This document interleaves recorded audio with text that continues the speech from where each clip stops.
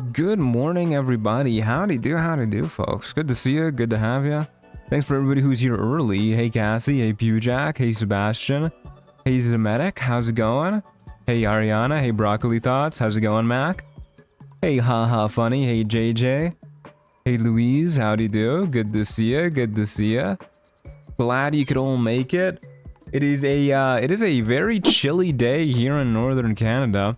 Snowing like crazy outside. We got a full-blown blizzard going on, negative 18 degrees Celsius, and it's looking to only get worse as the week goes on. But I think it gets like a little warmer for like one day. We'll see. We'll see.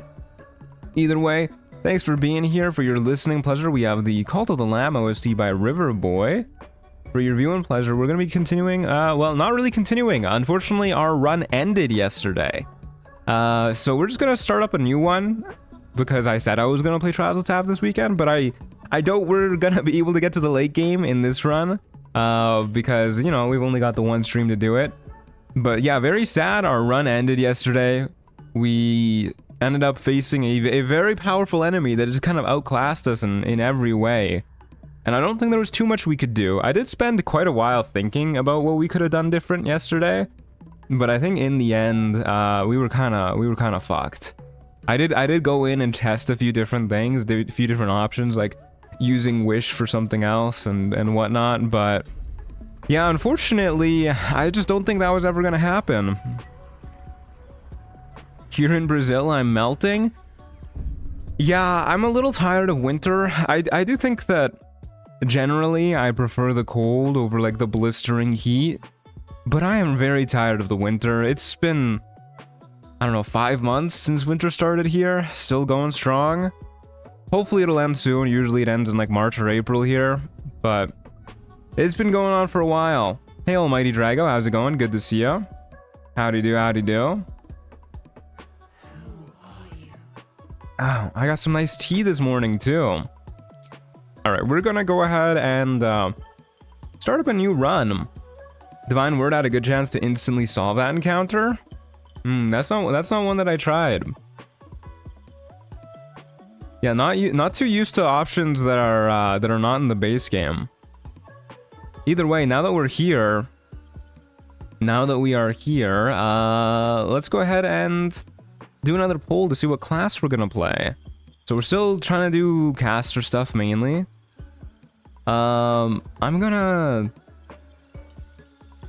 go ahead and throw Warlock in here since it wasn't in the other polls. And I guess we'll cut...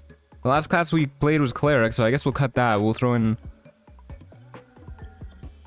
these classes, I guess, because there's a few options here that we haven't done before.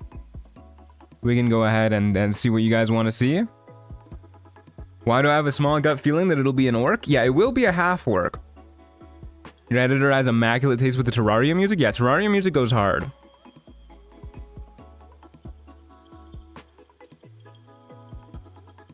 But yeah, we probably will be a half orc. I mean, honestly, I was pretty impressed by what Halfling did for us with that last run. I don't think it's the worst option, but half orc just seems like the play with Trials of Tav. Just seems like it's kind of the move, you know? It's so good having this extra backup. Seen a lot of Warlock right off the bat. Warlock beating out every other class combined. I'm getting the feeling you guys want to see Warlock. I didn't have it in the prior two polls because it's not really like the same kind of caster as the other casters, but I'd still consider it a caster for sure. I mourn Deadlita and her boyfriend Malakar. Me too. We all love blasting? Yeah, I love blasting. Love a good bit of Eldritch blasting for sure. Warlock might want to reroll nat ones. I mean, everybody wants to reroll nat ones, but I think it's just more important to have half orc going. We have done a lot of half orcs though. I can't set up two polls at the same time, but would you guys rather see another halfling run or half orc? What do you guys want to see? Halfling is also really awkward if you don't get movement speed increasing items because the slow move speed makes kiting like impossible. A halfling? Half orc? War Orc, kind of cool. Yeah, War Orc is pretty cool. Orc my goat. We can be a Hork. Seen some Horks in chat. Looks like we're gonna be a Warlock. That is a-okay with me. I love Warlocks. As we were talking about yesterday, one of my favorite classes. Very cool. We are still gonna try and lean into the caster shenanigans, so let's not take Booming Blade. Oh, here's the Ancient Mega Pack options. We are going to go with the default difficulty. Every ledge will be insurmountable as a halfling, yeah. Devil's Advocate, Dwergar. I have a hard time imagining Dwergar is the play. Like, it's only really good once you get level 5 and you can go invisible, and the hard part of Trials of Tav is getting to level 5. But yeah, let's go ahead and try and lean into the caster shenanigans.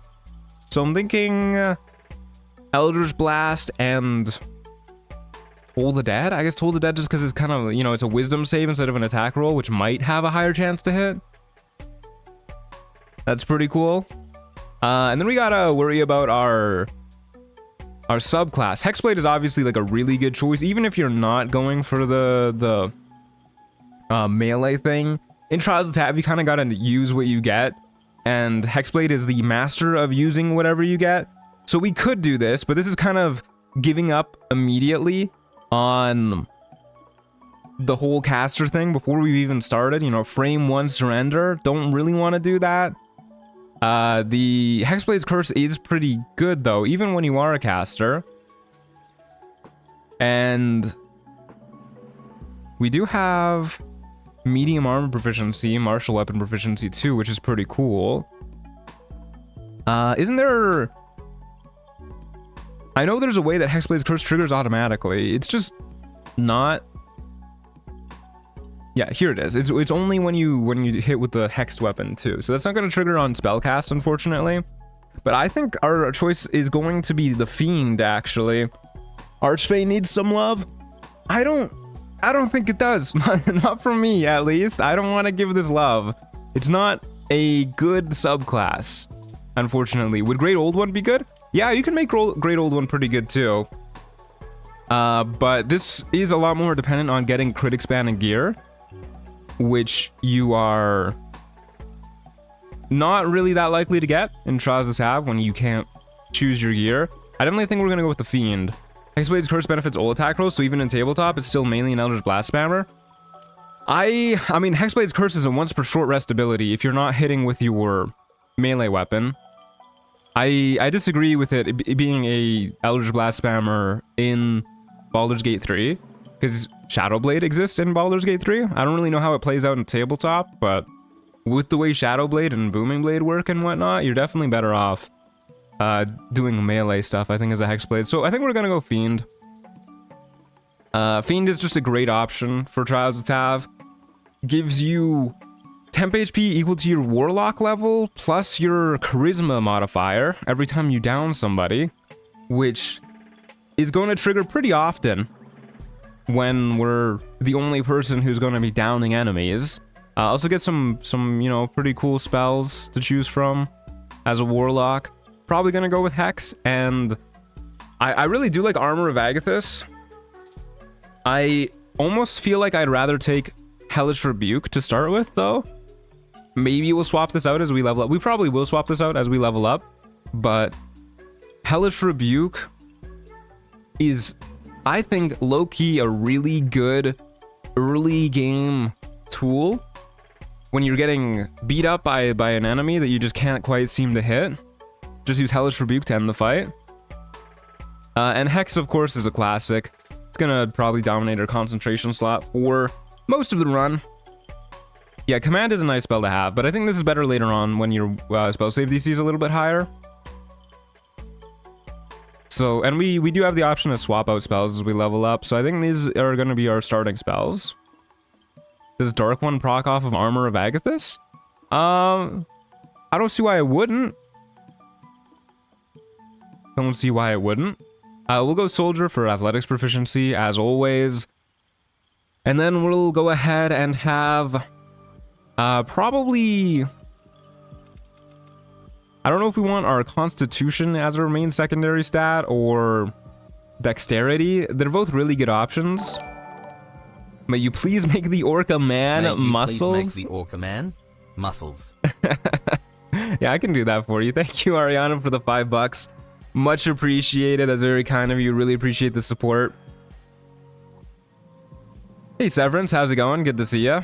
We'll try and make him relatively handsome for you too. This is a nice looking guy, right? Got pretty eyes, nice hair. I like his piercing. How's that for you? Is this acceptable? For proficiencies, don't really matter at all. I think we'll go with Constitution as our secondary. The AC is really nice, but I think early game especially, we want to make our Hex stay on people. We want to be better at concentrating. More HP never hurt anybody.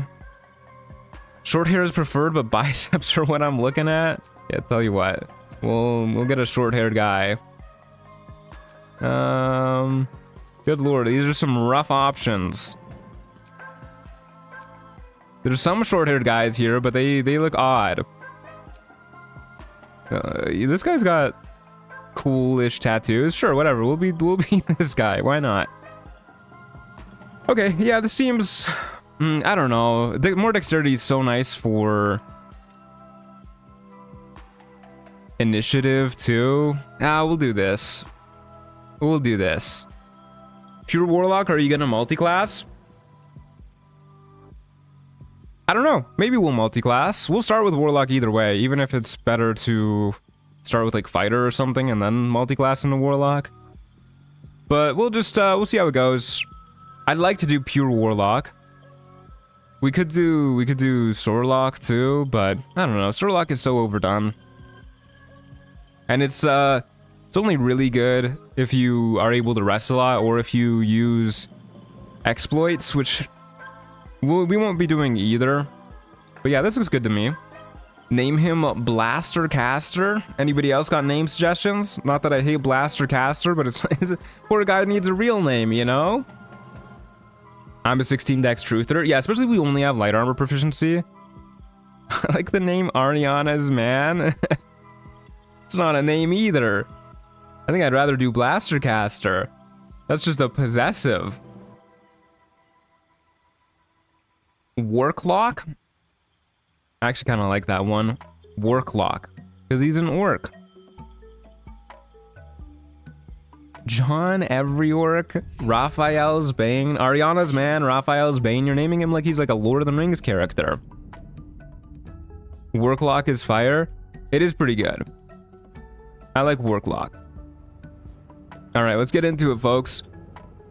Hopefully, Worklock is with us for quite a while. It's always a little scary starting as a Warlock. Their AC is not phenomenal. 14 AC starting. They have 11 AC light armor to start off with, no shield or nothing. Pretty spooky. Hey, I won. Congratulations.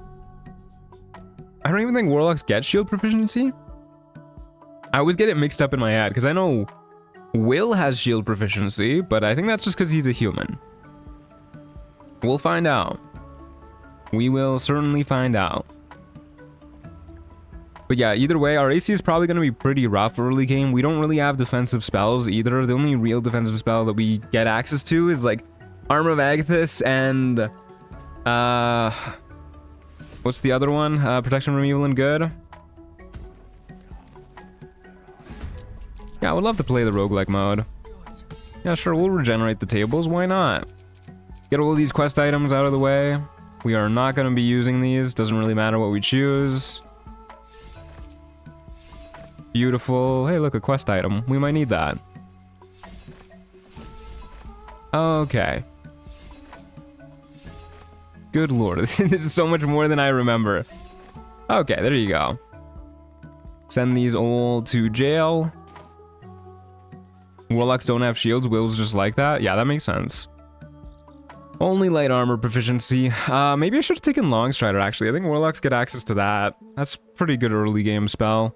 Whatever. We're in it now. Let's go ahead and turn on Lonewolf mode, reset templates. Go ahead and set auto pickup loot to every rarity. And bias balance. Bias lower tier is weaker enemies, but more of them. Higher tier is fewer enemies, but they're stronger. Bias balance is nice in between. We'll play regular mode, start things off. What quests are you completing? You'd have better luck asking Eternal River for that one. A whole lot of them. Whole lot of them. Hexblade Warlocks get at least medium armor. I don't know about shields. Yeah, I don't know if they get shields either, but yeah, I know for sure they get medium armor, but that's not what we're doing. Sorry, folks. We're playing suboptimally today. I know, it's a tragedy, but it's okay. We'll survive. We will survive. And Fiend Warlock isn't too suboptimal, at the very least. Go ahead and bind that. Set our opportunity attack to ask, and off we go to the Whispering Depths. Because you didn't choose Hexblade is only gonna give you medium armor and shields? Probably. Hexblade do get shield? Alright, well that's good to know.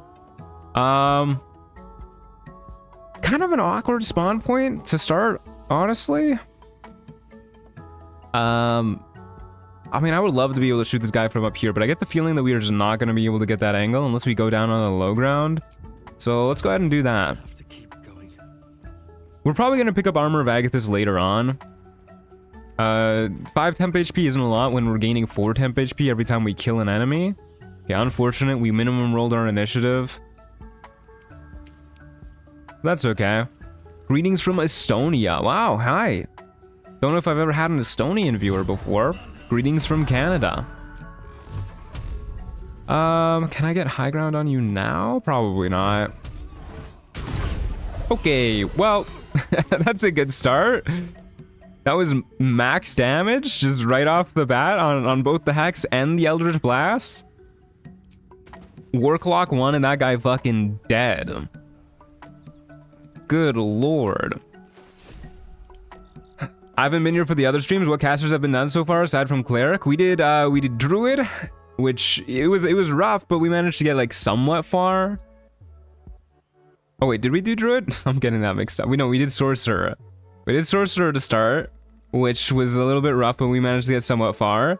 And then we did Cleric. Don't think we did we do Druid? We did do a Druid. Yes, we did do a Druid, which also got pretty far, but didn't do too well. Okay, we got some items here. Probably go summon, have Sethin. Can't use its weapon actions, but we can use the spells that it gives, which, you know, would be cool to have like a super buffed up spiritual weapon. We can reduce ourselves too, yeah, why not? And it's still a +2 weapon, which means we're actually not that bad at hitting with it, I think. Even though it's not that good for us, because we have a -1 to strength. But yeah, this seems okay. We're not really doing much in melee with a dagger anyways. This seems alright. Hey Percival, how's it going? Good to see ya. Yeah, sadly once per long rest, but you know, it's still nice to have. Especially because it's a bonus action. I'm kind of debating short resting here, actually, just to have a Hellish Rebuke as an option. I think I will. Kind of weird, but I think it's okay to do. Hey Dragon Friends, how do you do? Good to see you. And should have been a Hexblade be that should have been a Halfling of this run? I'll think about it. Depends on how many good pieces of gear that we want to use we get. I mean this would have been great with Hexblade. Should have been a Hexblade already. But I really like Fiend Warlock, actually. I think it's ever since Hexblade got introduced, it's been a little overshadowed. Nullfang of Yunogu, kind of insane second enemy to get. At least we have high ground. Never mind. I bet if I was a Hexblade, that would have hit. Yeah, bit of a pickle. Kind of a rough spawn point, too. I didn't want to abandon the high ground, because I wanted to, like... I was hoping we could just immediately one-shot whoever spawns again. I guess we go here. Probably gonna be able to dash up to us, but... we'll see. It'll be close. No, not quite. Okay, we don't lose our bonus action. That is a charisma save. Alright. You know what, dude? Those gnolls don't get multi-attack? These gnolls do not. No, the Gnoll Fangs of Yanogu, but they can take away your bonus action.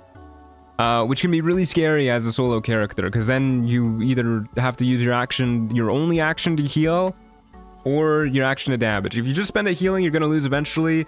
If you spend it on damage, you're probably going to die. So I think we're just going to, you know, summon Sethin. Spiritual Great Axe, who will hopefully not be as shitty as our regular spiritual weapons. Okay, well, it's looking not very good, actually. We could trigger the attack of opportunity to go for an Eldritch Blast. I think what we're best off doing, actually, is...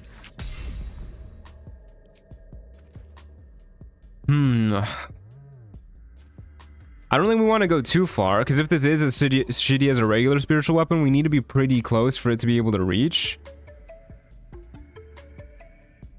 So I kind of want to stay like somewhat here. Provoking an attack of opportunity is going to be really bad for us too, because it won't need a dash to be able to reach us next turn. So we just trigger an attack of opportunity, and then it gets to attack us again on its turn, which is pretty bad when we have 14 HP. I guess we'll just swing. Yeah, Hex is only on attacks, so I guess we'll do this instead of Toll the Dead. Okay, well, we might just die here. But maybe not. Oh, it's so bad.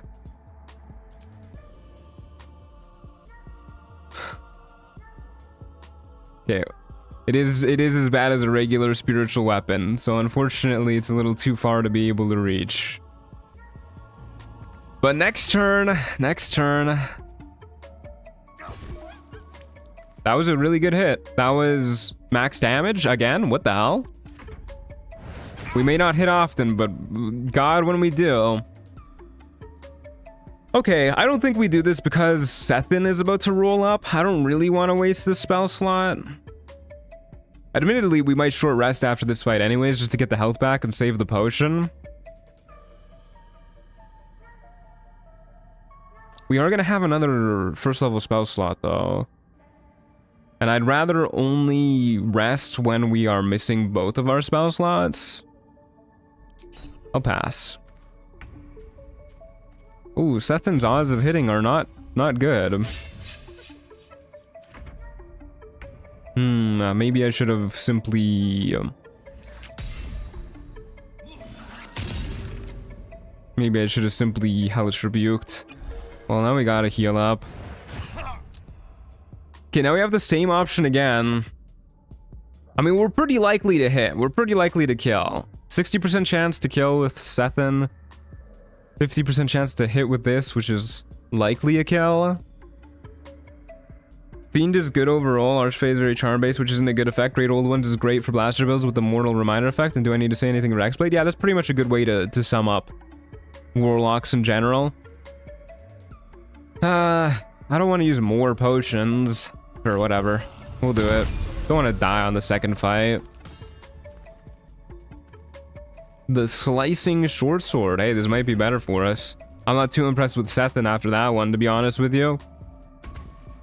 Act 3 summon with a 60% hit rate on an Act 1 enemy? Yeah, pretty much. Pretty much.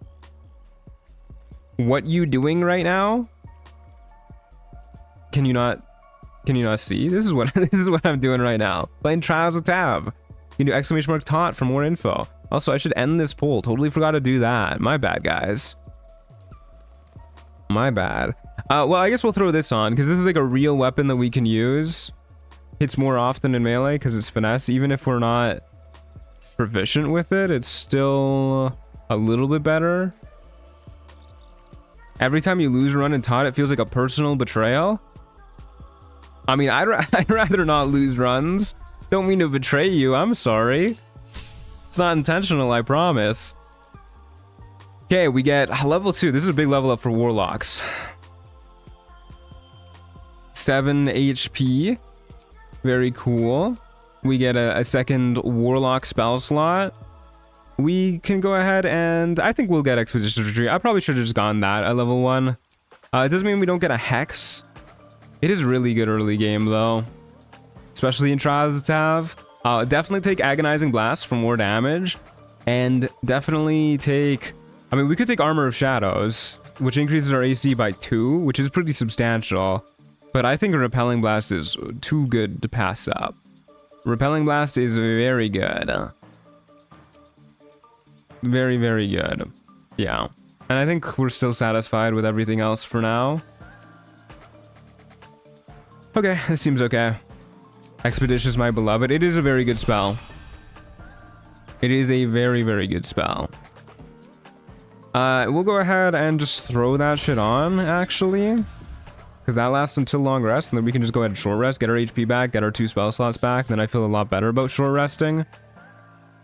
And yeah, we're good to keep going. On to our next fight. My cat beat cancer. I'm so happy right now. Hell yeah. I'm glad to hear it. That's a strong kitty right there. Truant, did you die again? Sadly, yes. Very sadly. Got thrown up against an Abishai. A red Abishai.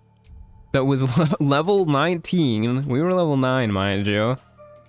And it had 3 attacks each turn, with each one doing around 35 HP in terms of damage. And it could fly. And it had 22 AC and 300 HP.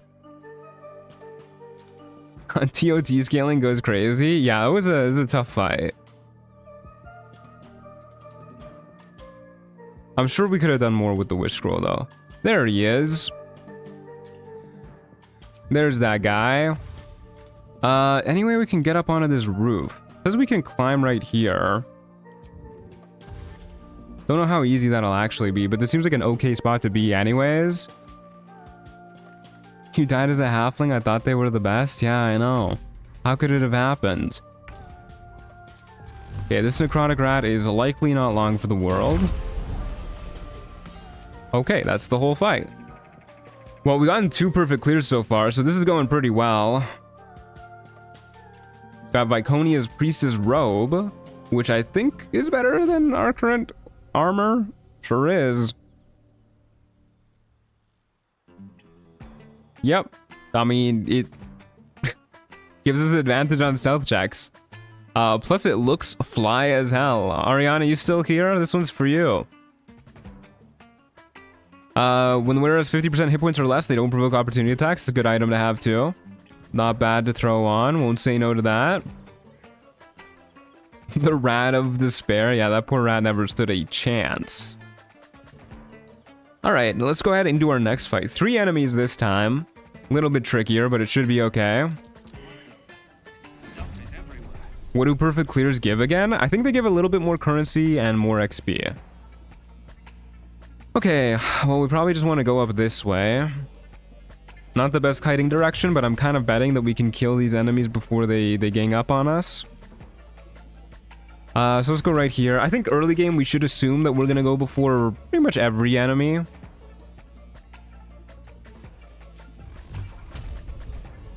Should probably focus the enemies that are closer to us first. Smoke methods, I'm not the biggest fan of. We don't want to get Fury the Smalled, though. We're most likely... Actually, I think the only person we actually have a chance of killing here is this one. So I guess we'll just go for this one. That's okay. Then we can go ahead and bonus action, dash backwards. Hopefully the method doesn't fly up on us. Seems like it's okay. Moondrop is so good. It is quite good. Oh, never mind. I remembered it could fly. My bad. Mr. Truant, did you see the Slay the Spire 2 trailer? I did, yeah. I'm super stoked for Slay the Spire 2.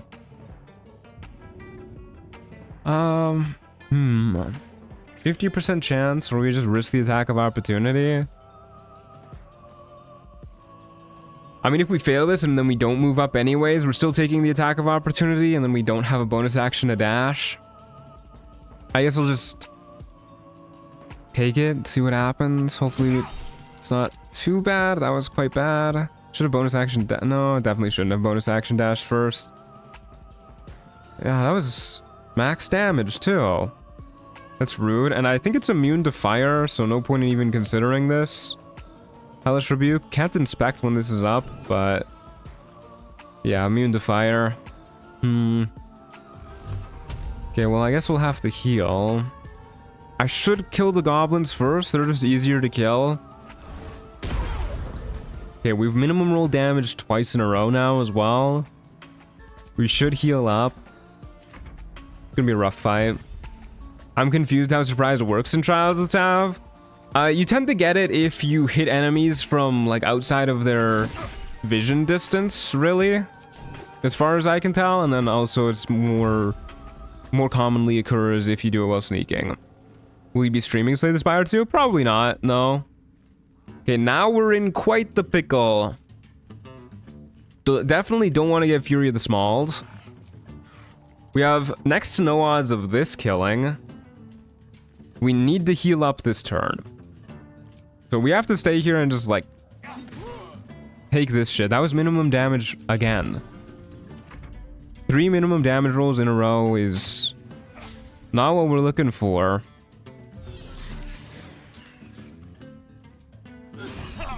Okay, that's a very low damage Fury of the Small. I will use Hellish Rebuke here to get out of here alive. Gives us temp HP. We can go ahead and trigger the attack of opportunity from this guy. That's nice. Wasn't really expecting that to work for us. Shoot this dude.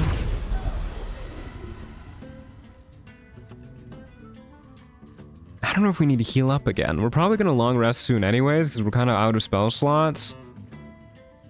There's a max of 10 damage when he doesn't crit. I don't think we need to heal quite just yet. We'll probably need to heal later in this fight, but I think we can not do it right now. We can't really kite this guy. We could go for Hex though.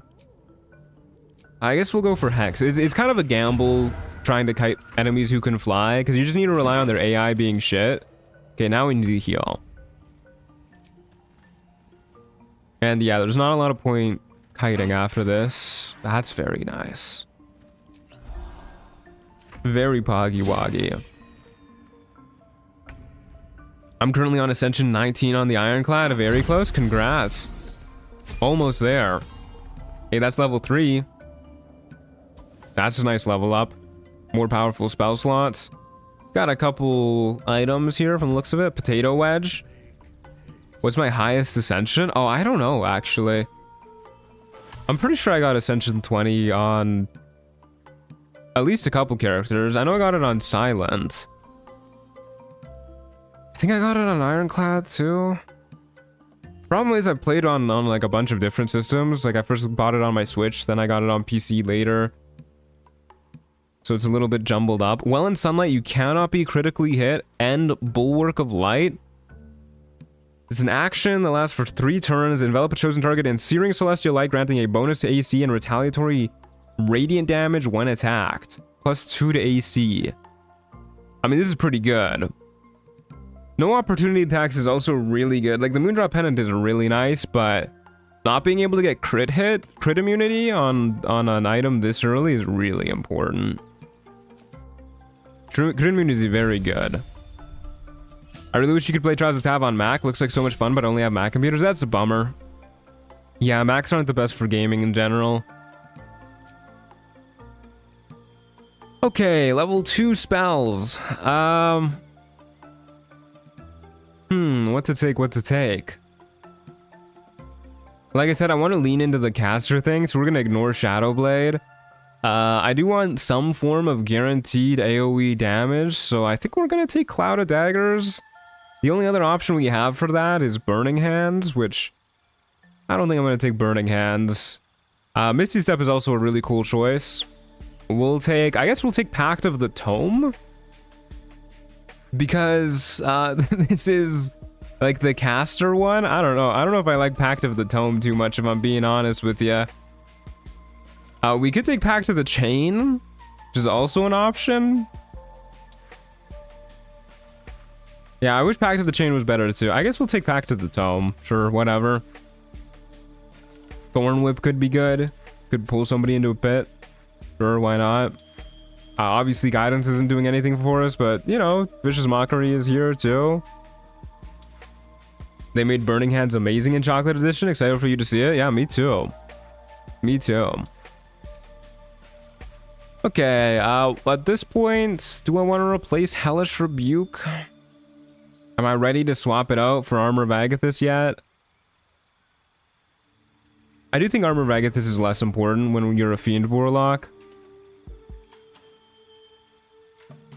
Don't know what I would swap it out for, though. Just probably just Misty Step. Nah, I think I'll keep it on. It's still good for getting us out of binds. Yeah, we'll just rock with this. I'd argue Pact of the Blade is still the caster pack in case you get spell disadvantage and you don't need to invest in physical stats. Well, Pact of the Blade doesn't let you... Well, yeah, I mean, I guess it is pretty good, but I mean, we have Thorn Whip anyways. Who needs melee attacks when we have a melee cantrip? Beautiful. And it has way more range than any melee weapon too. We can just go ahead and yoink people around the place. Okay, let's go ahead and move on to our next fight. That did restore our spell slots. We have Hex going. I guess we just go in with Hex. That's fine. We have one upcoming spawn. Kind of what you want when you have Hex up. Pack boons be like, what do you want? Garbage, slightly better garbage, or pile of diamonds? Pretty much. Yeah, I mean, it's hard to not take Pact of the Blade. But we're a caster today. We're doing caster things. We're turning on lights. We are dashing into a better position, which is actually, this is kind of an awkward position just in general. We want to be able to shoot this guy. The railing makes it really awkward though. Guess we go like right here-ish. This is an okay spot to be. An Agile Guardian. These guys are scary. They have Colossus Slayer. So let's go ahead and hex this dude. Shoot this dude in the head. One-shot him with a crazy crit hit. Okay, that was still a lot of damage, but that was not a crazy crit hit, unfortunately. Huh. Two enemies spawning, one over here, one over here. Kind of awkward spots to be now that I think about it. Kind of awkward. I was really hoping the railings would block that. Was I missing HP? I guess I must have been. I didn't realize that.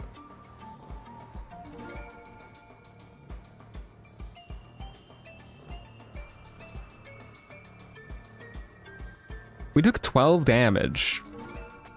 We're at 16 HP. I guess I had some, like, I guess I was missing like 1 HP and I had temp HP. Okay, well, that's a bummer. Do I want you dead right now? Yes. Give me my temp HP back. Necrotic Rat, Goblin Booyag. Jesus, that is big damage. Yeah, those guys are scary. I should have healed up. I didn't realize I was missing HP. Don't really care about the rat. We can be missing some HP now. Now we don't really care. Go ahead and do this to the Booyag. Hey, Miss Jane Doe. Hope you have a good nap. Hope your trip went well, too. Glad to see you. The damage is pretty good. Is this mod one from in-game, or do I need to get it somewhere else? You do need to get it from Nexus Mods. I completely forgot to link it in the description, but it's not too hard to find if you just Google Trials of Tav Reloaded. Ooh, wow, 3d10 and we did 6 damage. That's not particularly good, folks. Dare I say that is quite bad? That's okay, we're still in it. I know Necrotic Rats do pretty good damage. I don't think he'll do 20 damage to us, so I'm still gonna try and avoid using another potion. What killed the last character in my Undead Goat? It was a red Abishai. Very scary level 19 enemy. 22 AC. Hey, a perfect clear. Very cool. Yeah, 22 AC, did around 35 damage with each hit. Hit 3 times in a round. And it could fly, so it was faster than me. Just kind of outclassed me in every way. Had +8 to its wisdom save, so it was pretty hard to CC too. Yes, they did die because they lost all their HP. It was quite tragic. What the hell is an Abishai? It's like a dragonborn devil, basically. It's one of Tiamat's soldiers. Your targeted evocation spells cast on allies or self also heal for a D8 hit points. Your targeted evocation level spells cast on foes deal 1 radiant damage. I mean, 1 radiant damage isn't a lot, but it's more than 0. Is this an evocation spell? That's a conjuration spell. I mean, sure, whatever. We'll throw it on. It's a hat. Ooh, it's not a good looking hat, but it's a hat. An amulet that does nothing for us too. Very cool. And we got a gold ring. Throw that bad boy on. Okay, let's go ahead and take a long rest, but maybe we'll roll on the loot table first. I love gambling. We got a celestial coin. We still haven't gotten any void capsules that we can actually open with these coins, sadly, but we did get a legendary technically. We got a ranged weapon that webs our opponents when we deal damage with it and creates webbed surfaces, and it's a +2 weapon, and it's a hand crossbow. Yeah, we'll throw that on. I guess this isn't really that much better. The snake short bow. There's 80% chance to hit. 80% as well. Yeah, okay, we'll just stick with the Guardian's Web. Not proficient with shields, sadly, so that's not doing much for us. Yeah, we'll definitely put this on. Using false life in combat, regain 50% of your max HP, and we gain free false life. This is significantly less drippy than our old fit, though. Sadly. Hey, this is a weapon we can use. It is unfortunately not a finesse weapon, so I don't think we're going to use it, but, you know. We can make dense flower growth around ourselves whenever we get healed, and we are not slowed by that. And we have +1 to our wisdom saves. Yeah, why not? Cool. Alright. I don't want to sound weird, but your voice is really good for studying. I don't see how that would be weird. Thank you. I take that as a compliment. Alright, let's go to bed. I don't know if Orc surviving on 1 HP once in that fight would have made a difference. No, not in that fight.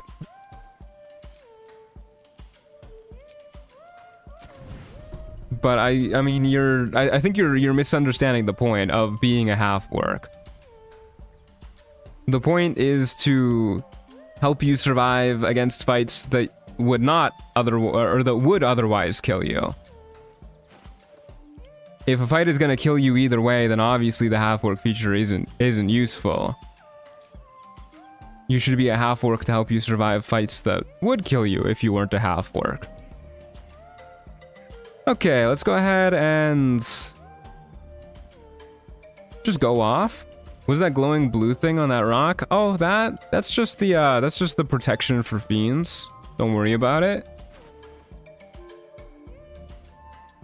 Okay, let's go off to our next fight. Don't think we have a lot of precasting to do. We could precast Expeditious Retreat. Probably should, actually. Well, I mean, it doesn't matter precasting it. We can just cast that in combat if we want to. What happens if you break it? I don't know. Never broke it. Presumably something happens. Okay, we got 2 enemies spawning. One there, one there. I guess we just wait to see this guy spawn and then we skedaddle down that way. Seems okay to me. Goblin Booyag, Nullfang of Yanogu. Yeah, kind of annoying that this guy's spawning here. I think we just shoot the Nullfang.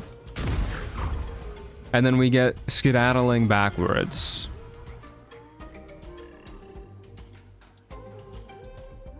Yeah, that looks good to me. Hopefully that gets these guys dashing. Hopefully we go before whoever's about to spawn too. 2 more enemies spawning. We're getting some pretty big fights pretty early on here. Marauder and another Goblin Booyag unfortunately goes before us, and we immediately get shot. Didn't lose concentration. Didn't get poisoned. Not wet, so we can just Hellish Rebuke it. I'm pretty okay with that. It saved on that though. Hey, that's an evocation spell. Gnolls are scary. Thankfully, this is probably one of the less scary gnolls. It is still quite scary though. Please die. Thank you. Gnolls chasing me. I think we bonus action dash. Hopefully we'll have a chance to heal on our next turn. My new dog is snoring at my feet while I watch. Hell yeah. Glad I can help put the pup to sleep too. Hey Marsispan, how's it going? Good to see ya. I'm curious about that Bulwark spell you got. Is it short rest? No, it's once per long rest. It lasts for 3 turns. Hello, Noel Fang of Yanogu. You're probably gonna be my next person to kill. What happened to Death Lita? She got deathed, unfortunately. Got beat up by a red Abishai. It happens. Such is life. Pew pew. Do I want to heal up this turn or just keep dashing away? I think we can heal up this turn. Do I have to though? I don't think I have to. I think if I don't have to, I'd rather not. Don't want to go too far because I don't want to lose the enemies and have them start like teleporting around the place. So we'll go right here. Have to add for a lecture. Hope to be back in an hour. I hope the lecture goes well. Hope you learn a lot. I'll pray to Yandala for her soul. Thank you. The Eldritch Blast sound is so satisfying. Some of their best sound design in the game. Oh, I think so too. I love it. Sounds so good. We could actually go up here for some high ground real quick.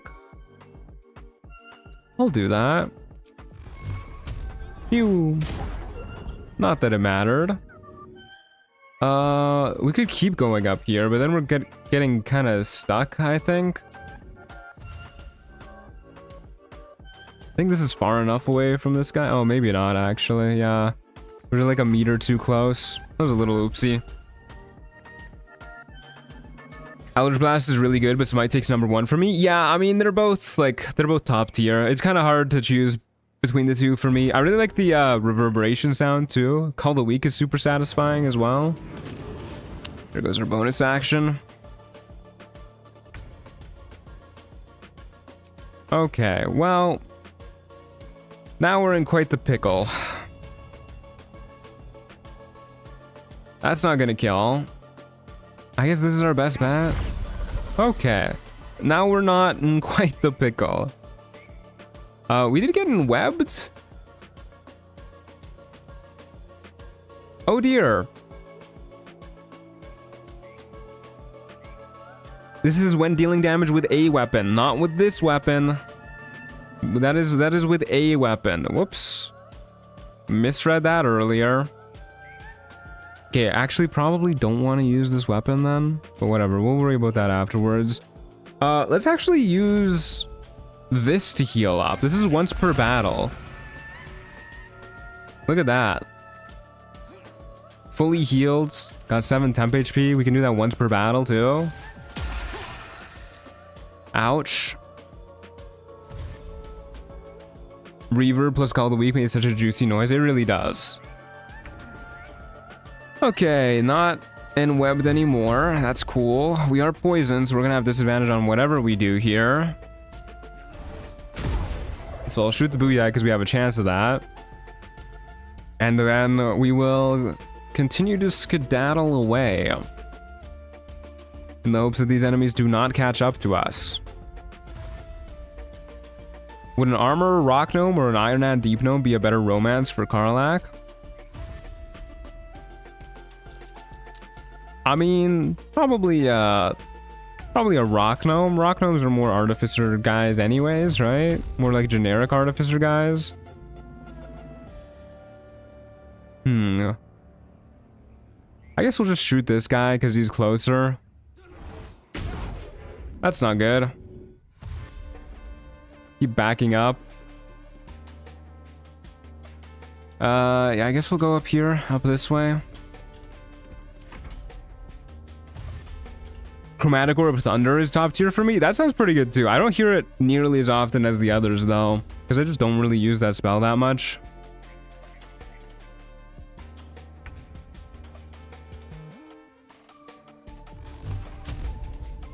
Keep shooting this guy. 4 damage. That's not good. I guess we're just gonna go out this way and then just keep like walking around. It's probably the play. We are quite good at kiting with this character, so I'm not stressing too much. This guy does have javelins though, so we need to be pretty far away.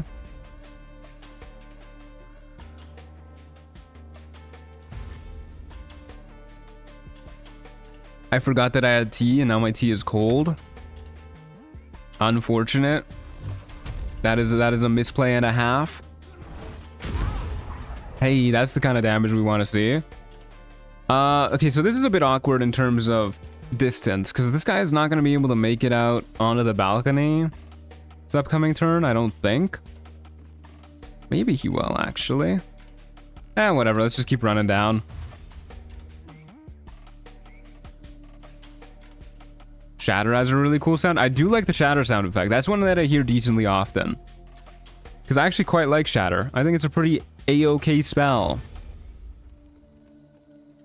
Okay, please. Yeah, he made it outside. I guess we'll just ignore the booyag. We do have low ground, but whatever. Definitely don't want to climb back up that way. And yeah, we're going this way now. See ya, dude. It's probably going to be able to hit us with a javelin from up there. Wow, really? Greased me up from a mile away. God damn it. There's the javelin. At least that didn't hit. Okay, well, there goes our expeditious retreat, because prone is stupid in this game. I'll never not disagree with the way that they've done prone. Not enough move speed, because we're on difficult terrain. Back in difficult terrain, too. Good lord. Yeah, I think it's very, very odd that they made the... Oh, no, we're taking crushing damage, too. I think it's very odd that they made the decision to have it so that whenever you get knocked prone, you lose concentration automatically. Okay, now the booyah can't see us. They coded prone and incapacitated the exact same way. A very weird decision. There's a mod for prone to not remove concentration? I'm sure there is, but I think I'd rather play largely vanilla, especially when it comes to things that make the game easier for me. Okay, we were missing a lot of attacks on this guy. I don't know if jumping is actually even better there when we're in difficult terrain. I've gotten knocked prone and lost concentration like 5 times today on my honor mode run. Yeah, it happens pretty frequently.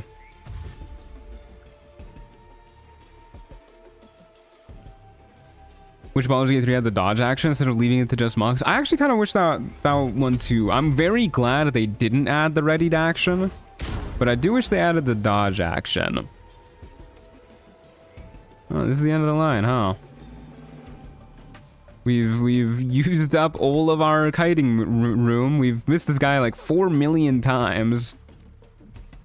We don't do it here, we're gonna start getting hit real bad. Need the boots of persistence. I really wish the boots of persistence weren't medium armor, so they were more usable by more caster classes. Okay, please die, sir. Thank you. Hopefully the booyah can't reach us over here either. Probably not, because it's all difficult terrain. If I pass the concentration check, me falling prone shouldn't end it. Yeah, exactly. Honestly, if they really wanted to have being prone affect your concentration, I'd be totally okay with it if they just made it so that you...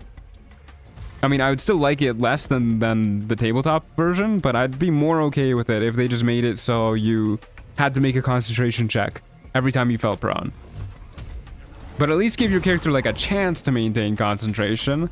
Not just like, oops, I slipped on a banana peel. Now my master of concentration is going to be unable to concentrate, despite having a plus 15 to concentration and advantage. Okay. That was a long-ass fight. We got a two-handed weapon void capsule. Not really what we're looking to open with our celestial coin. But we could go ahead and get a guaranteed legendary celestial two-handed weapon. We could also save it. Watching from Argentina, good luck, my boy. Thank you, Gabby. That's nice of you. How did you not get a perfect clear there? Yeah, God knows. God knows. I mean, odds of us getting another... Oh, we're definitely going to throw this on, too. Odds of us getting a beautiful, beautiful hat. Odds of us getting another void capsule that we can actually use is probably pretty low. We can destroy equipment for a chance at a runic shard, too. Which... That's pretty cool. I mean, maybe the passive effects or whatever item we get is just going to be worth it. I'm going to do it. Plus, gambling is fun. Let's do it. Alrighty. I'm not going to use the reroll mechanic. I know that's a thing. We're just not going to do it. Good lord. Plus 3d12 damage with this weapon against prone targets. It's a plus 3 weapon. Definitely not what we were looking for. It has a once per turn backbreaker too. Really cool item if we could use it. Unfortunately, we cannot use it.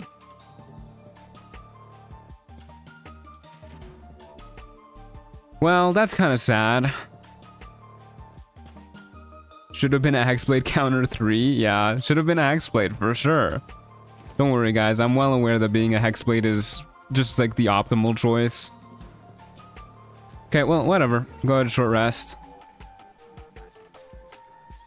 And 4 enemies spawning in this next encounter. It's a little spooky. Probably going to be a Cloud of Daggers encounter then. But we don't have much more prep we can do. But yeah, change the bow. That's a good idea. Change it to this bow. And off we go. Did we have that same helmet last run? We did, yeah. Okay, 4 enemies, huh? I see 3 spawn points.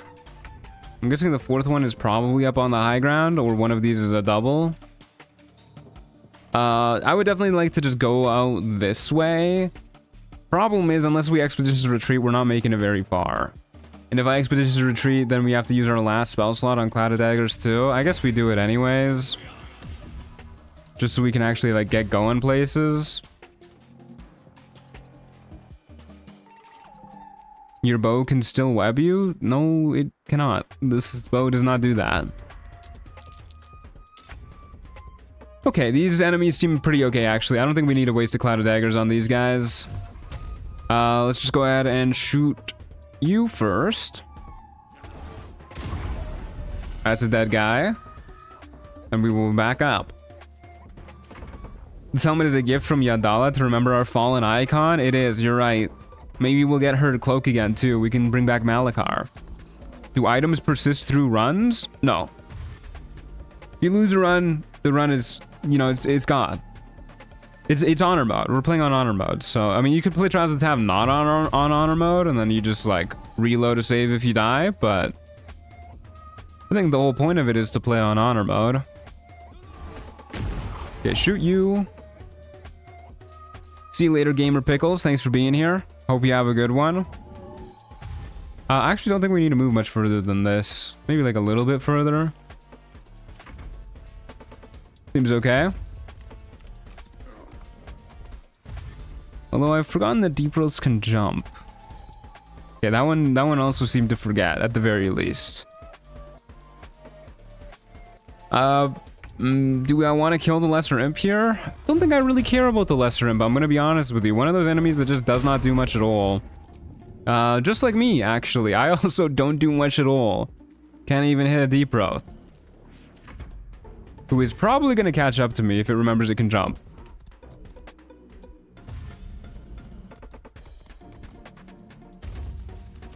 Yep. Deep Growths are interesting creatures lore-wise. I don't think I know anything about them lore-wise. Hey, Skyraptor Bricks, how's it going? Good to see ya.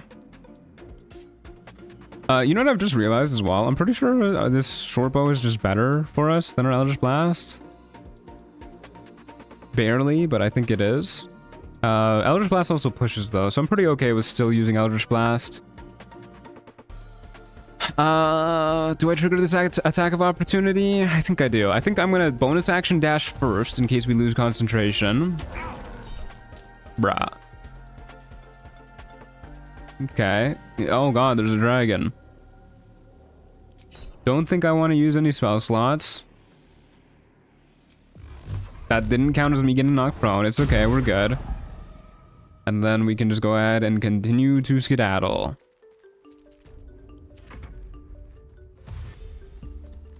Okay, still relatively safe. This Deep Growth should die soon. But man, is it making me wish that I had Call the Weak, that's for sure.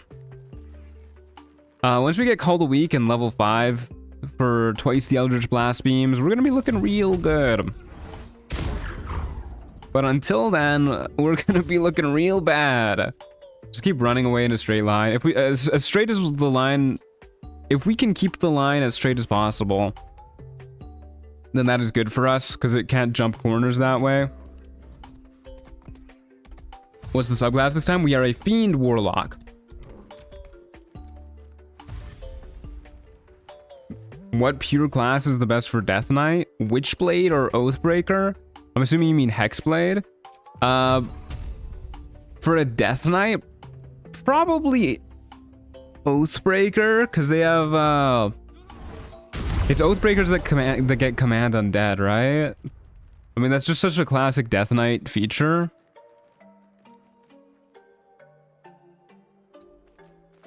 Yeah, this seems okay. Don't think we need a dash again. Fiend Warlock definitely coming in clutch, making it so we don't have to heal nearly as much. Native to the Underdark, these creatures communicate using mystical dancing lights, often heard by the denizens of the Underdark. That's pretty cool. Love me some magical cows that can talk using like UFO lights. That's pretty rad. Big fan of that. God, I love being a Warlock. We're probably going to be a Warlock build for Chocolate Edition too. I kind of want to redo the Baldur's build, but with Hexblade. Hexblade Paladin multiclass. Sounds like a pretty fun time. Okay, you, my friend, are dead. And now it's just me, v Deep Growth. Actually probably should have gone that way, but whatever. We're up here now. Yeah, we'll just stop here so that we actually have line of sight on this guy. Okay, very cool. Good lord, man. We need some higher to hit chances here. The change to Smite is one of the biggest in Chocolate Edition? Oh, well, that's good to hear. I want to do stuff that has big changes in Chocolate Edition. So I'm looking forward to see how that plays out. Okay, there's a big hit. Don't want to move too far, because we do want to maintain line of sight. Gotta be like a little bit more careful with it when we're in a hilly area and we're knocking people back. Okay. We got Tempter's Ear Essence. I don't think I want that. I don't think I do want the Tempter's Ear Essence.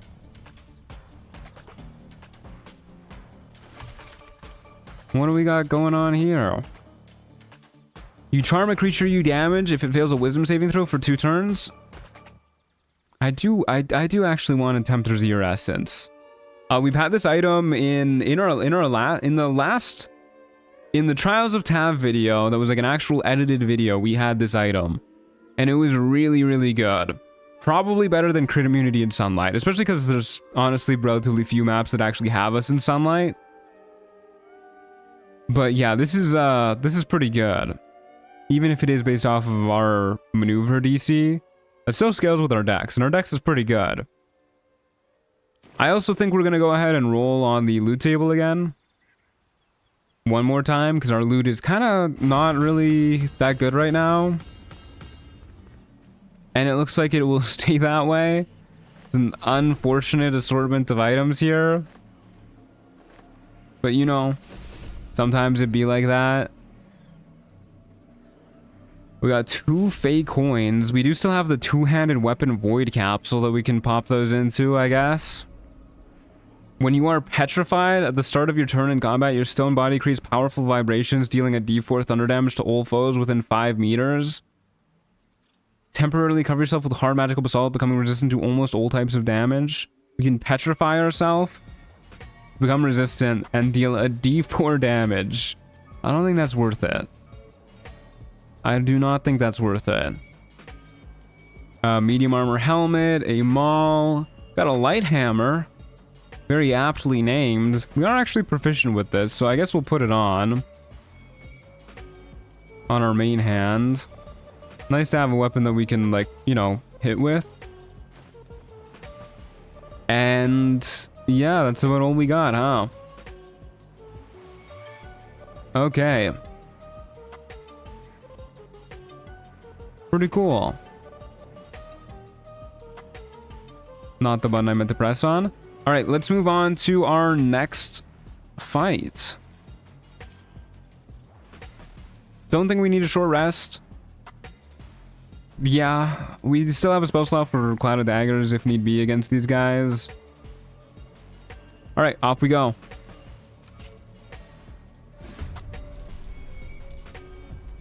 I like how the light hammer looks too. Okay, one enemy spawning up there.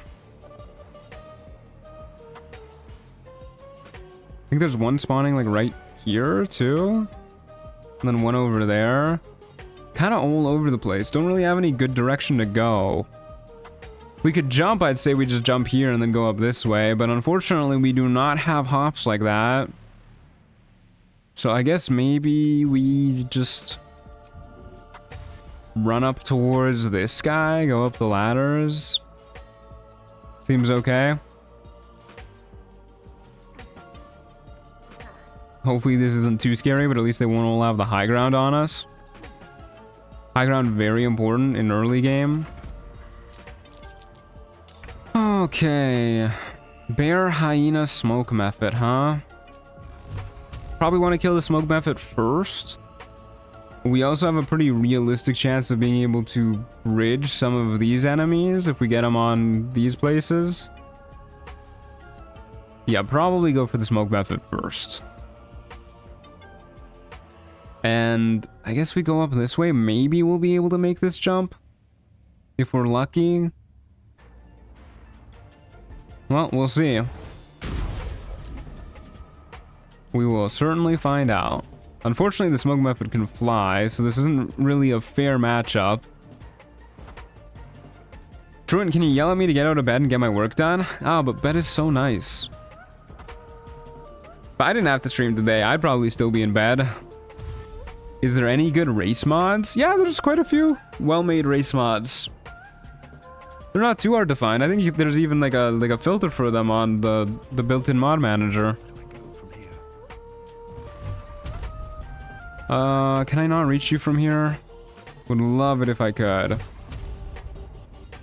We bonus action dash, we sure can. So I'm gonna go ahead and do that. I was planning on doing that anyways. Shoot you. That is unfortunate. You know what they say, if it ain't 100%, it's 50%. Oh god. Okay, glad that that move doesn't deal guaranteed damage. That's very cool, very cash money. Don't like that the bear has figured out how to jump. Face Spiderling's probably going to teleport on up to us pretty soon. Not a fan of that either. Look at it scuttle. Okay, well, it's not teleporting up here. Okay, what am I doing with you? I deal 4 to 7 damage. Okay, we can make this jump. Not this turn, mind you. So I think what I'm gonna do, actually, is try and shove you down. Get a high ground shot on you. That bear's gonna catch up real soon. Hey, we charmed it too. I don't think bears can shove. Pretty sure bears can't shove, so we'll just put ourselves at the edge. I don't even know if the bear can get over here. I don't know if it realizes it can jump over the barricade. I wish Tabaxi was in Baldur's Gate 3 without mods. They were really cute. Honestly, I find them kind of terrifying looking. I generally find anthropomorphized cats to be quite scary looking. But I really do wish they were in the game too, because Tabaxi are really fun to play. I love being a fast guy. Okay, you're charmed, which means we could move and take 1 attack of opportunity. Which I'm pretty okay with. We still have temp HP. And we're about to have even more when I kill this guy. Okay. 6 temp HP, we'll go for the face spiderling next. Got a whole zoo on you? We do, yeah. Got the whole damn menagerie after us.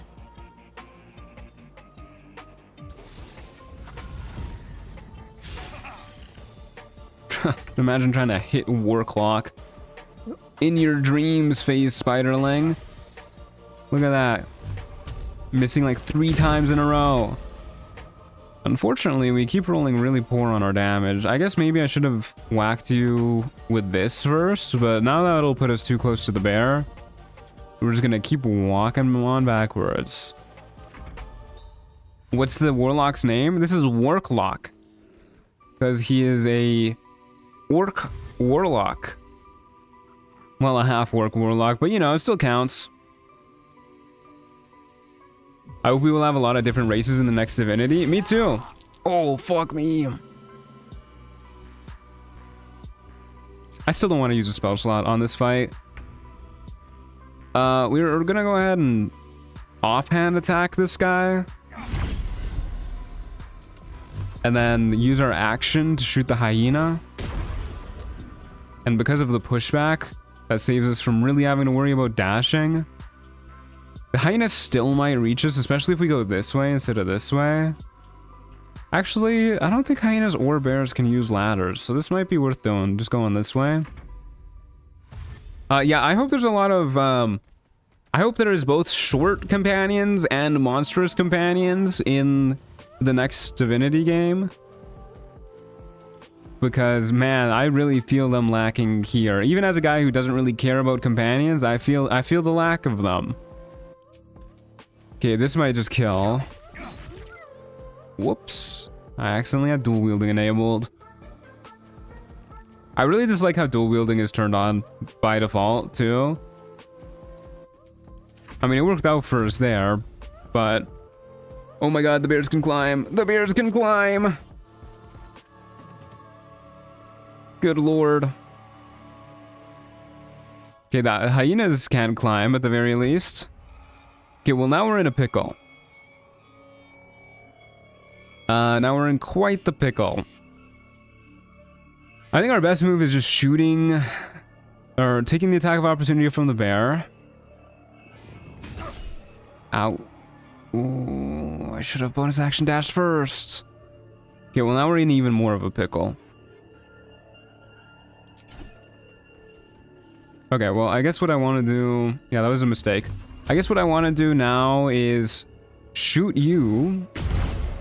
Get our temp HP back. Expeditious retreat. And continue to skedaddle away. Bear might jump onto us. We'll see. Did you forget about bear mode? This is just a bear. He started as a bear. He didn't go bear mode.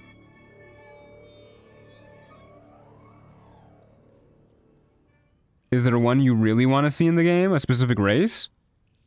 Probably goblin. I don't know. I don't even know if there are goblins in the Divinity universe, but I would love to see some sort of like goblin or kobold. It's just like a freaky little guy race.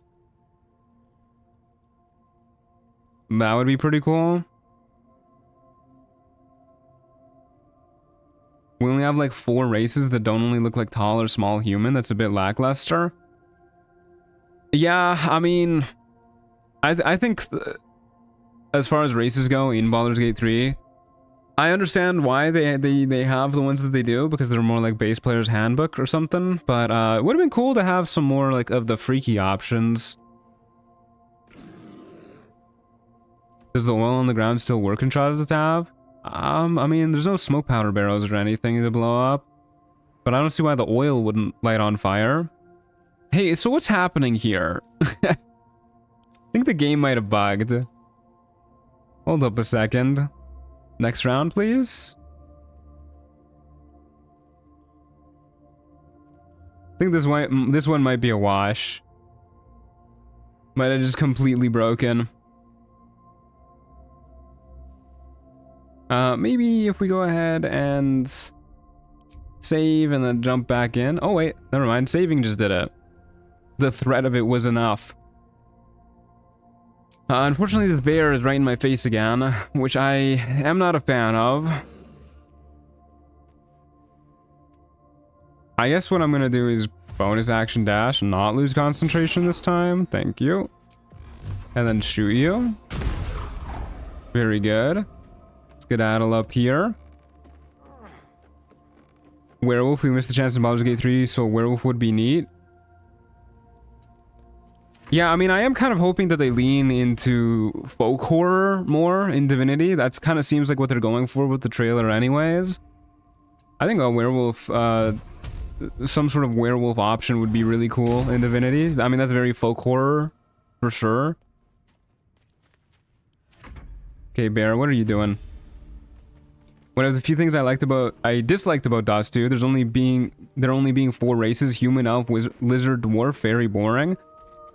I think the race options are actually way more interesting in DOS 2 than in Baldur's Gate 3. Even though there's only 4 of them, they at least feel very distinct. Where the race options kind of blur together a lot in Baldur's Gate 3 for me. There isn't too many differences. The only one that feels like quite substantially different to me in terms of how it plays through the game is Drow. That's just because Act 1 is quite different. Well, no allies are within 30 meters of you. Any weapon deals a d6 psychic damage, and Constitution is increased by 3. There's a Lone Wolf item here. We love Lone Wolf items. Cool. Yeah, we'll throw that on. Hell yeah. Doesn't mean our melee option is quite bad, but +3 to our Constitution? Very good. Hey Dylan, how's it going? Good to see ya. We got a Githyanki crossbow too. We got a lot of Githyanki items.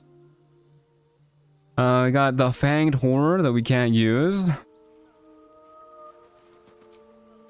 Okay, we'll definitely go ahead and short rest.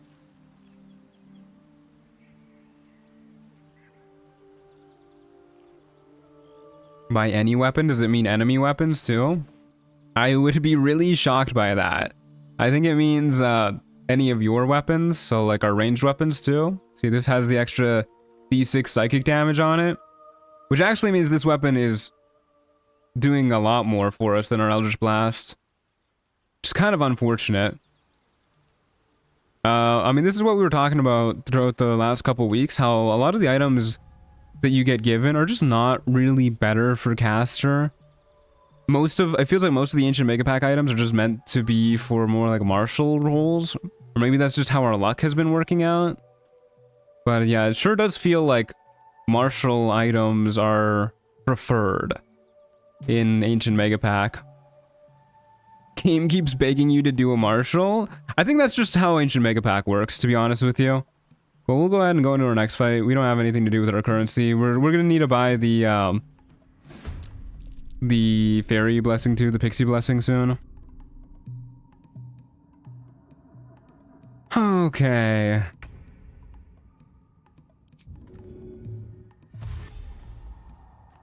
2 enemies. We'll just go up here. Phase equipment one has some good caster equipment. Yeah, maybe I'll download that at some point when we do Trials of Tav. Murderous crow. It's just one crow. How can it be murderous? Oh god. 18 AC is a little unfortunate here. We have a 4% chance to throw it. I don't think that's gonna work. Well, hopefully this isn't too bad. This is the actual like scary kind of animated armor too. It's not the ranged kind. No more enemies spawning though. Yeah, I guess we just take a step back and shoot it. Alrighty. You know what? I think I am gonna do this actually. Because these guys are some scary fellows. Yeah, 40% chance to hit, which is not particularly good. No point in blasting you backwards since you can fly. Do I want to hex you beforehand? I think this is an acceptable hex, but maybe we're just better off using another Hellish Rebuke. Okay, well I know for a fact that crows cannot shove. So we should be good sitting near the ledge. To be fair, a lot of the time in D&D 5e, the martial users are left behind because of the crazy spells you can get. Yeah, but I mean, this isn't D&D 5e. Marshall's got it pretty good in Baldur's Gate 3. Okay, I think we're gonna go ahead and False Life. And then we will go ahead and... I guess we just trigger another attack of opportunity and try to shoot him. Okay, I'm gonna Hellish Rebuke you. You're getting Hellish Rebuke, buddy. And then we can worry about this dude, who's also pretty tough to hit, actually. 18 AC as well. But we can try and blast them a little bit. Maybe we'll get lucky and be able to blast them off the edge somewhere. Somehow.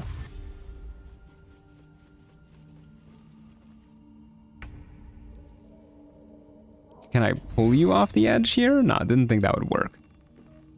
Unfortunate. Don't think we have the strength to shove you. Oh, we do, actually.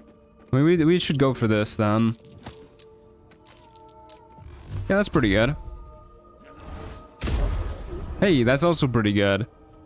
Don't mind if I do. Don't think I want to personally be near a ledge, because I'm pretty sure these guys can shove. I'm not 100% sure. Oh god, he's got hops.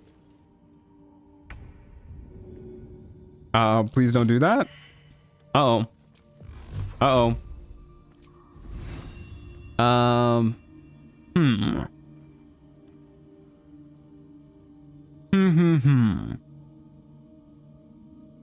I guess we take the attack of opportunity. We do still have temp HP. Ow.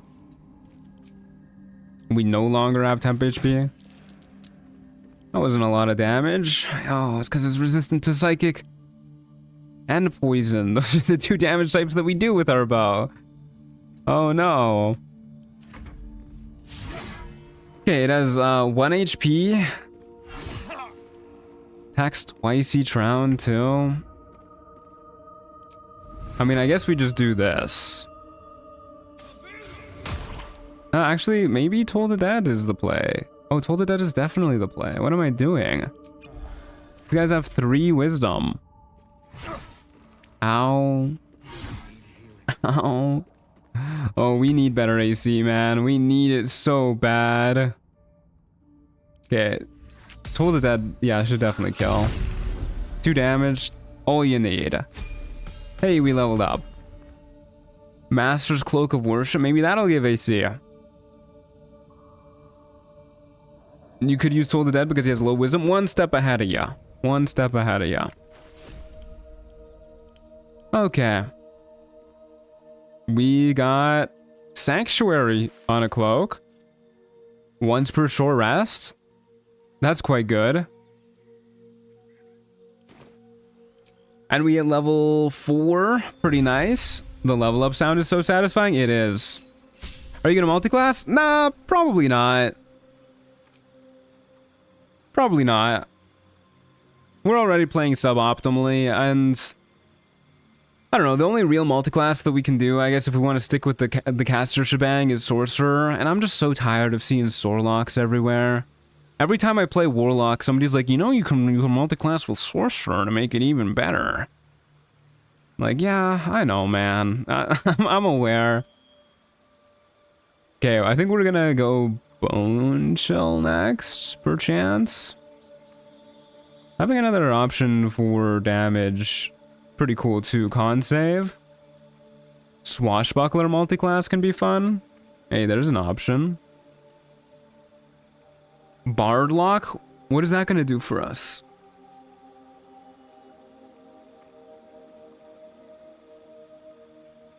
The swashbuckler bonus actions are based on charisma. I mean, see, the thing is, we're trying to be a caster. I don't wanna lean into the melee shenanigans.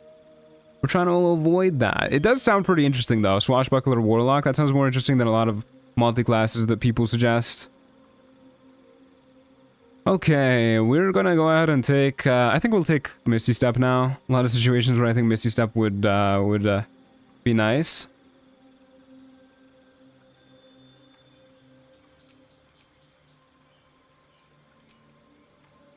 Yeah, you know what? Let's take Poison Spray. I never take Poison Spray.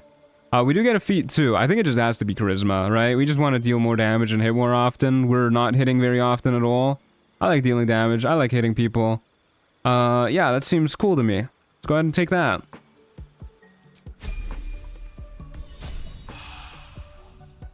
I wish people would allow other people to not power a game. You're telling me. Goodness gracious. People love power gaming. Okay, we definitely need to take a long rest. 1 level into Shadow Sork and 7 levels into Cleric for Death Ward. Hey, there's a multi-class and a half.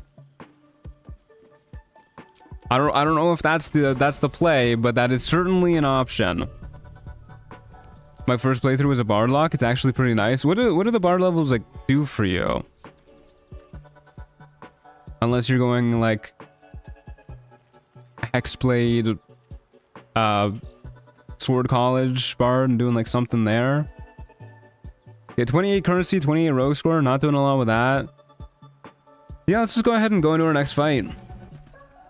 Didn't really get any good gear or anything. Honestly, it's to the point where I kind of want to roll again on the table. Our items are just really not doing anything for us. And I think we need something to help us out.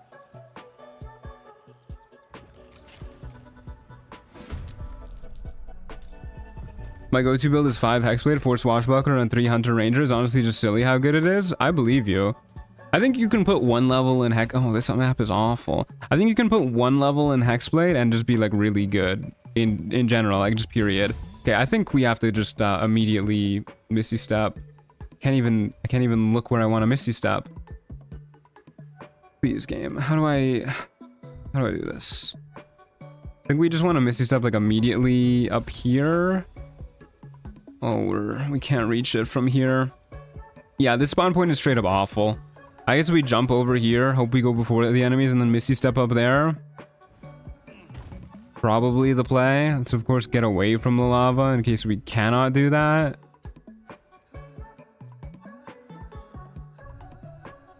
Bardic Inspo is useless for Lonewolf, isn't it? Yeah, it is. Oh, good. The one guy we spawned next to manages to go before us. How nice. How very cash money. We're using 1 spell slot to go up. Do I want to use another one to damage this guy right here? He is a scary guy. I don't know. I think I'll pass for now. He's probably gonna hit us again soon anyways. Okay, we definitely go up here. Yeah, we definitely go up here. Okay, beautiful. And then... yeah, we just go for the Knoll Hunter. Don't think we care as much about the Goblin Tracker. This guy's gonna get his multi-attack soon. We want him super dead. And we don't really care actually too much about dealing the pushback, unless we push him closer to the lava. But we do have a better chance to hit now with our Eldritch Blast. So I guess I'll do this. Not that it mattered. Okay, well, this is going to be an awkward fight. Let's see how this goes. I was get surprised when you mentioned how many hours you have in this game and people still try to backseat your gameplay. I mean, people love telling other people what to do. Just at the end of the day, they love it. And you get pretty used to it as a streamer too. It's not like the end of the world when somebody says it. It takes like, usually it takes like a decent bit for me to actually get annoyed at somebody backseating me. If they do it like 4 times in a row and it's like their only messages in chat, then I'll probably get a little annoyed. But, you know, for the most part, it's not like too bad. And I also understand the urge to just say like, hey, I would like to see you play this. I think that's pretty understandable. It's just a lot of people that don't word it that way, and it can come across as backseating. But I try to give people the benefit of the doubt most of the time. Getting a +8 to hit points pretty much every second kill right now. Yeah, I mean the Fiend's thing is very good.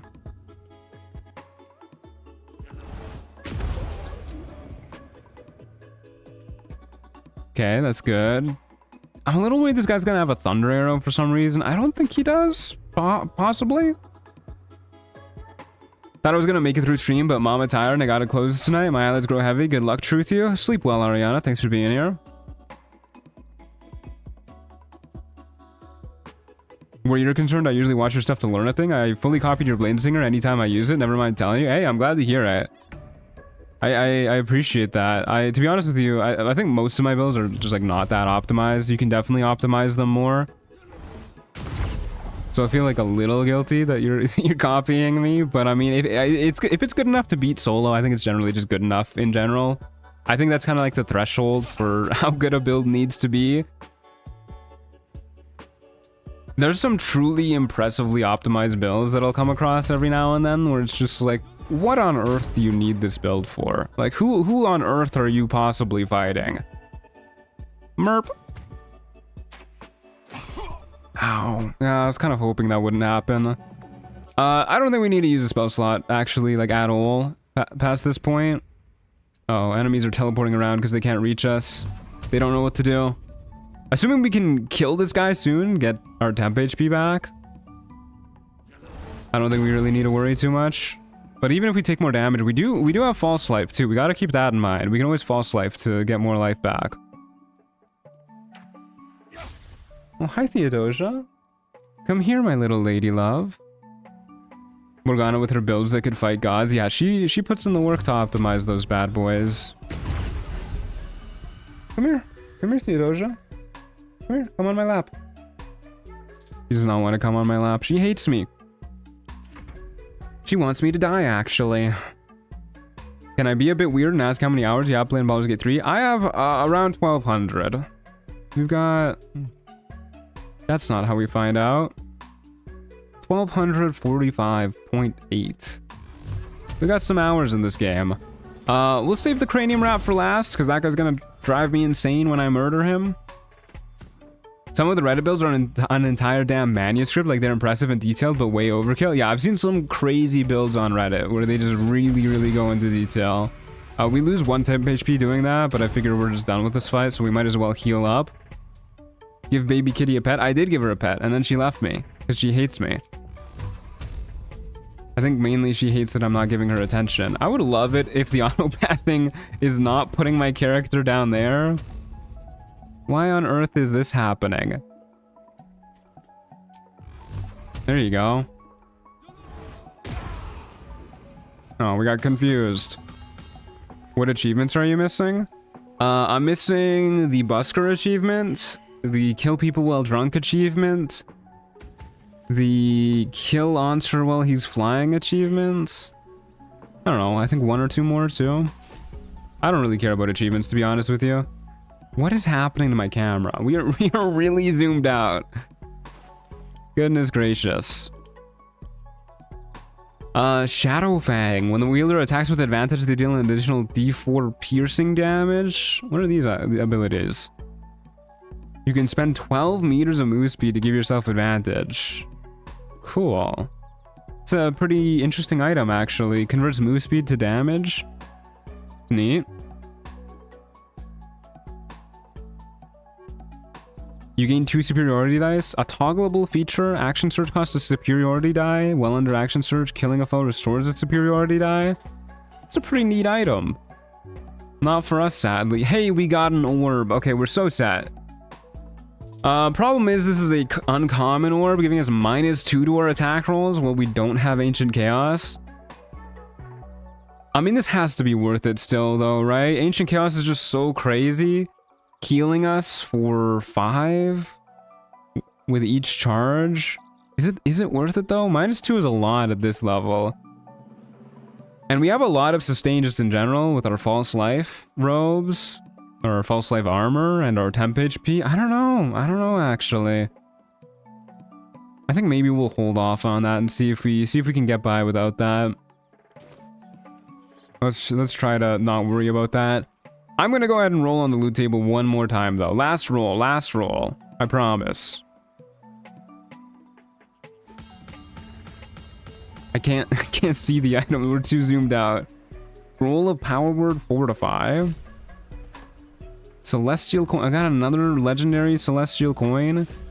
Do we put that in the two-handed weapon capsule again? See you later, game nerds. Thanks for being here.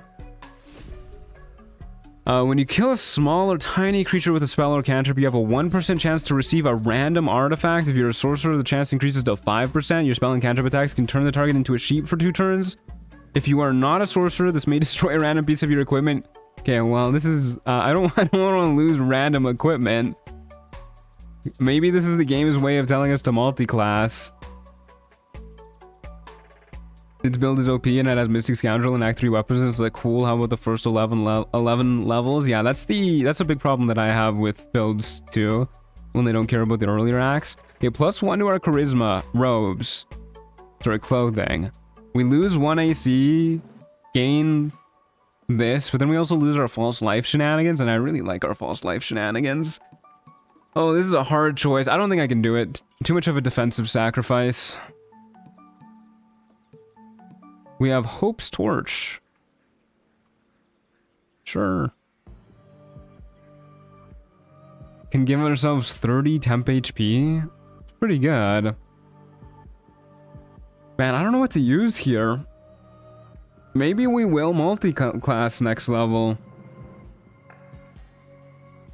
Does mean we won't get 3rd level spells next level, but like... This is pretty good. Just for the +1 to a spell attack rolls. I don't know, we'll think about it. We got time. I'm also kind of tempted to roll on the two-handed celestial weapon table again. But our two-handed weapon is pretty good. +3 to con is hard to beat.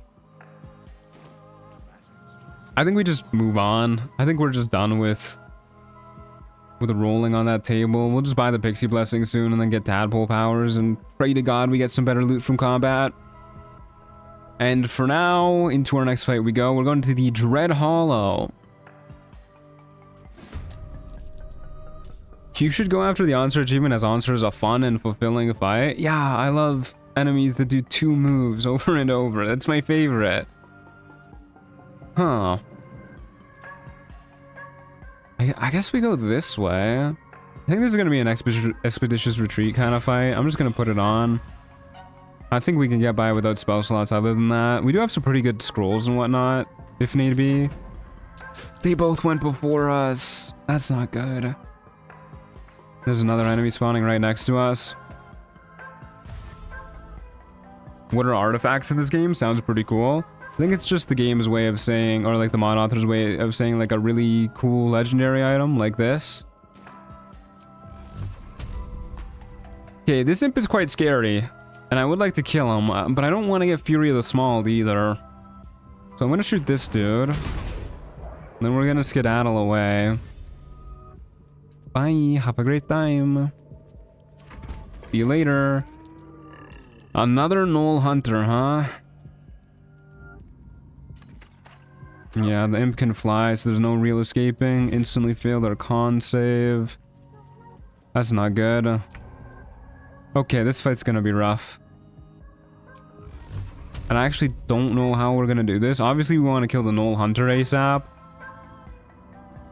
But I don't know if we can just afford to ignore the others. I guess we just try and kite the Gnoll Hunter.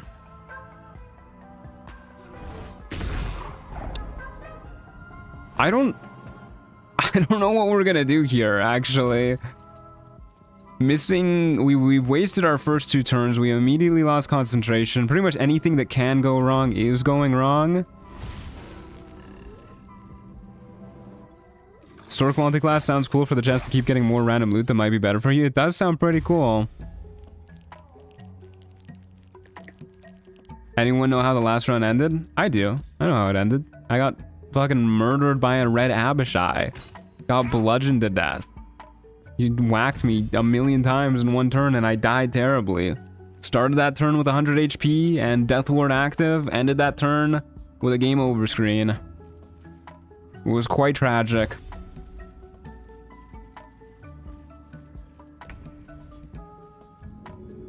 Not enough, huh? Okay, well, whatever. We'll trigger this. Also not enough, really? Okay, I guess this isn't really a real chasm. Can't really blast that guy to his death. Yeah, this is a rough fight. Can't believe how hard it is to say rough 2 times in a row. Okay, let's, I guess we just need to kill somebody.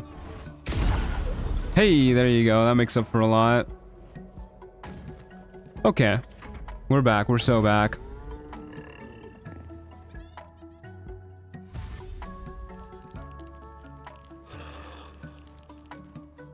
Hopefully we can keep that going in the future. I guess our main next target is the Gnoll Hunter. Before they get their multi-attack going like crazy. Too many flying enemies that can keep up with us so easily, though. Can't even really shoot this guy if we want to keep moving away, too. Yeah, I guess we just shoot whoever's closest to us. Okay, we love hitting attacks. Go ahead and gain some temp HP. We can keep this... Oh, I wonder if I can knock this guy off the edge here. Probably not. Mushroom's probably in the way. I think that's just a pipe dream. God, I hate flying enemies.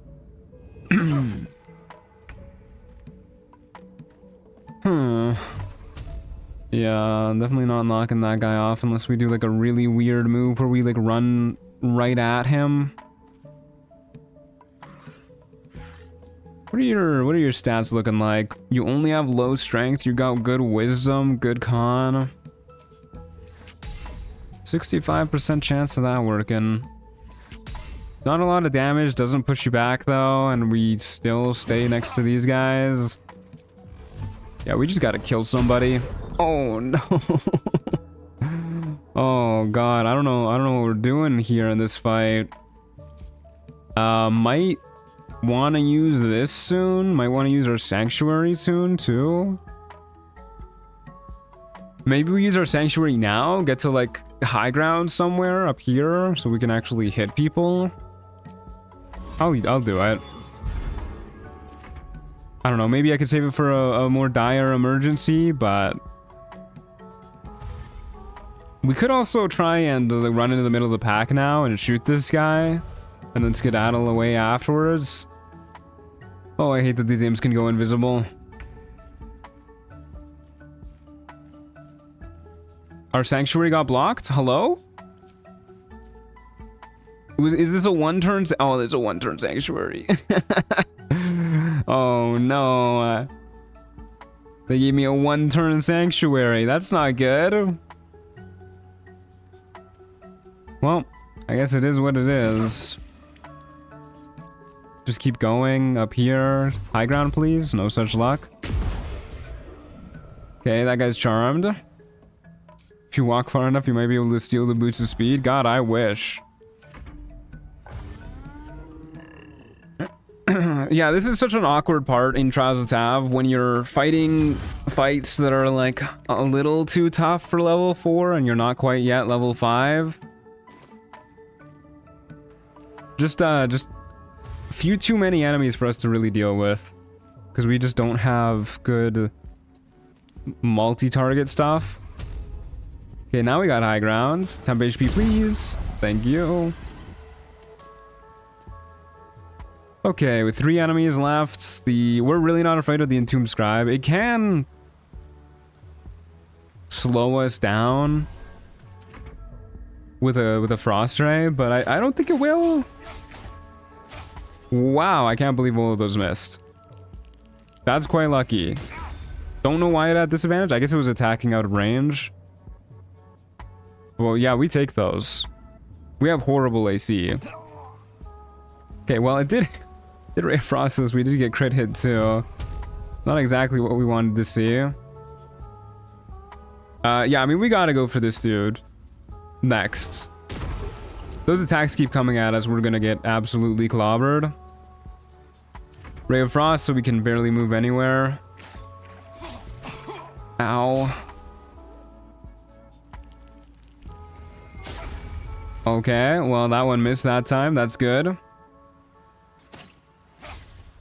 Okay, high ground and them being really far away is helping us out quite a lot. Not a lot of damage, minimum damage actually, but whatever. At least we hit.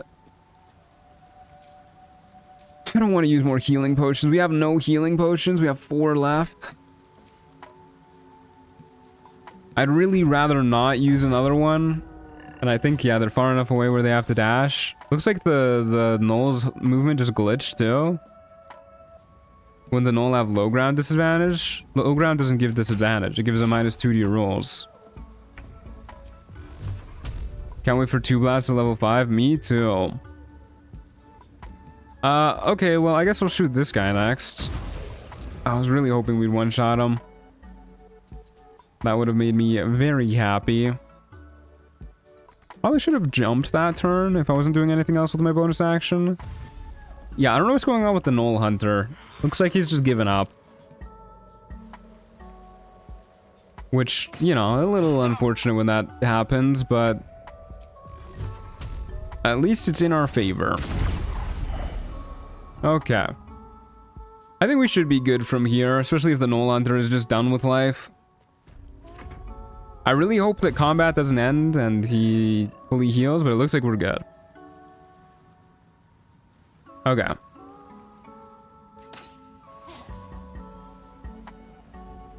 Yeah, we should be good from here. Don't think we can hit the Knoll Hunter. Yeah, not quite. Keep shooting this guy. We do not need to move down that far to hit this guy. Thank you. Auto-pathing my beloved. He's hiding in darkness with the magic vision as OP as it is in base game. Not with Ancient Megapack actually, because for some weird reason, the Ancient Megapack author decided to change the way enemy AI works. Really odd to have that included in a loot mod. But if you're not using Ancient Megapack and you're just using Trials of Tav, then yeah, you can still cheese enemies with darkness. Another critical miss, huh? I swear Eldritch Blast uses a different autopath than other spells. I don't know, autopathing in this game is kind of just like always bad in my personal experience. Don't like that. Their melee attack is pretty strong. I would like that to not happen again, por favor. Please die, actually. Nope, that's another critical miss. Okay, well, I guess we have to heal again. At least we got max healing. Knoll Hunter's about to be able to reach us, too. I hate it when flying enemies remember they can fly. At least they don't have attacks of opportunity because they got their crossbow out. Critical hit for 9 damage? That's not a lot of damage as far as crit hits go. Halfling would almost never? True. I gotta be rolling critical misses more often than 1 every 20 times. Yeah, we want this guy dead. Okay, very good. Very, very good.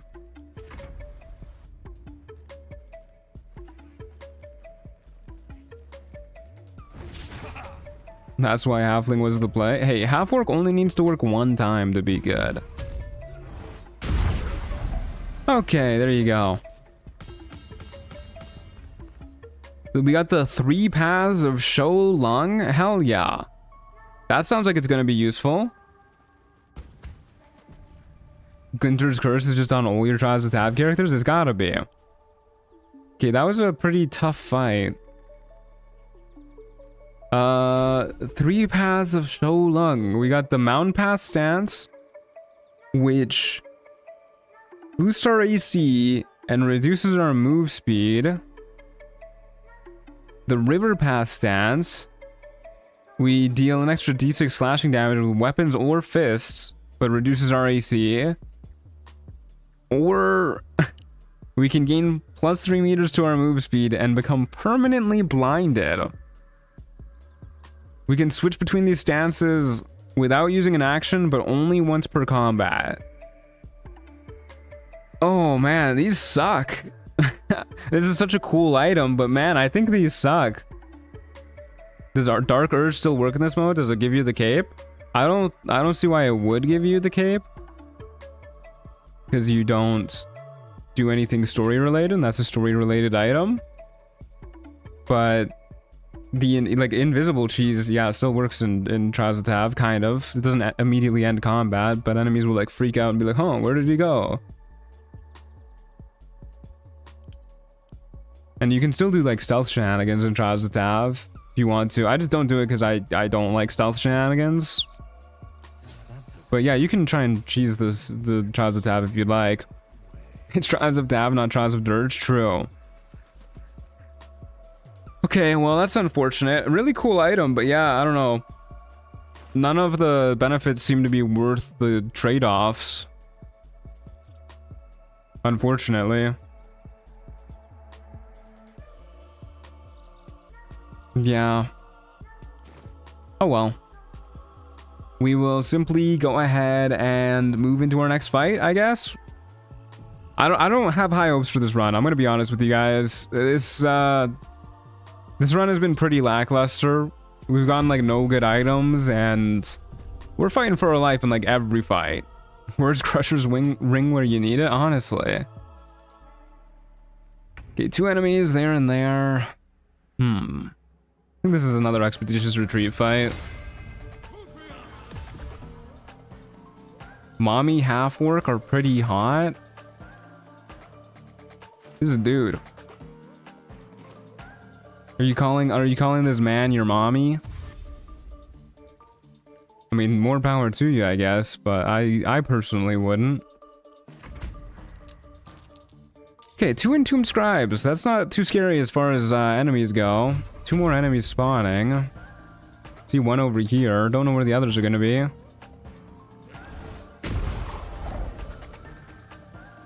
And then we shrimply move away.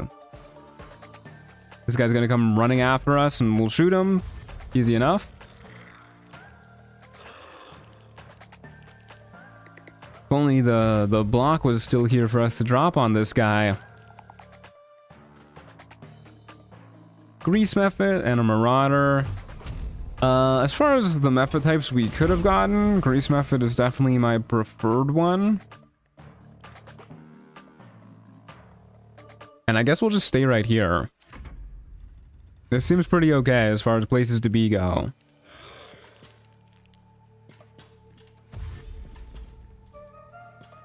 Yeah, it seems a-okay. Ah, I hate flying enemies. Actually cheating.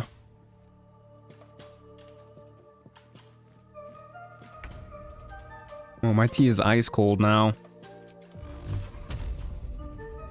Okay, I guess we'll just, can't really easily shoot this guy, so I guess we'll just shoot the Entombed Scribe.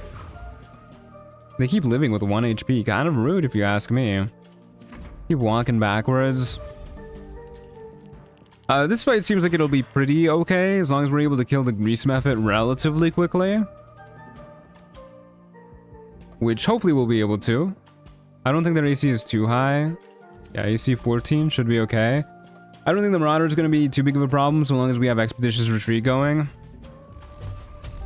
We will kill this dude before he becomes a problem. Kind of a waste of the temp HP we could have used from him, but whatever. Then we'll just run down this way. You know, I've never looked at the top of this little hill here. Kind of pretty looking.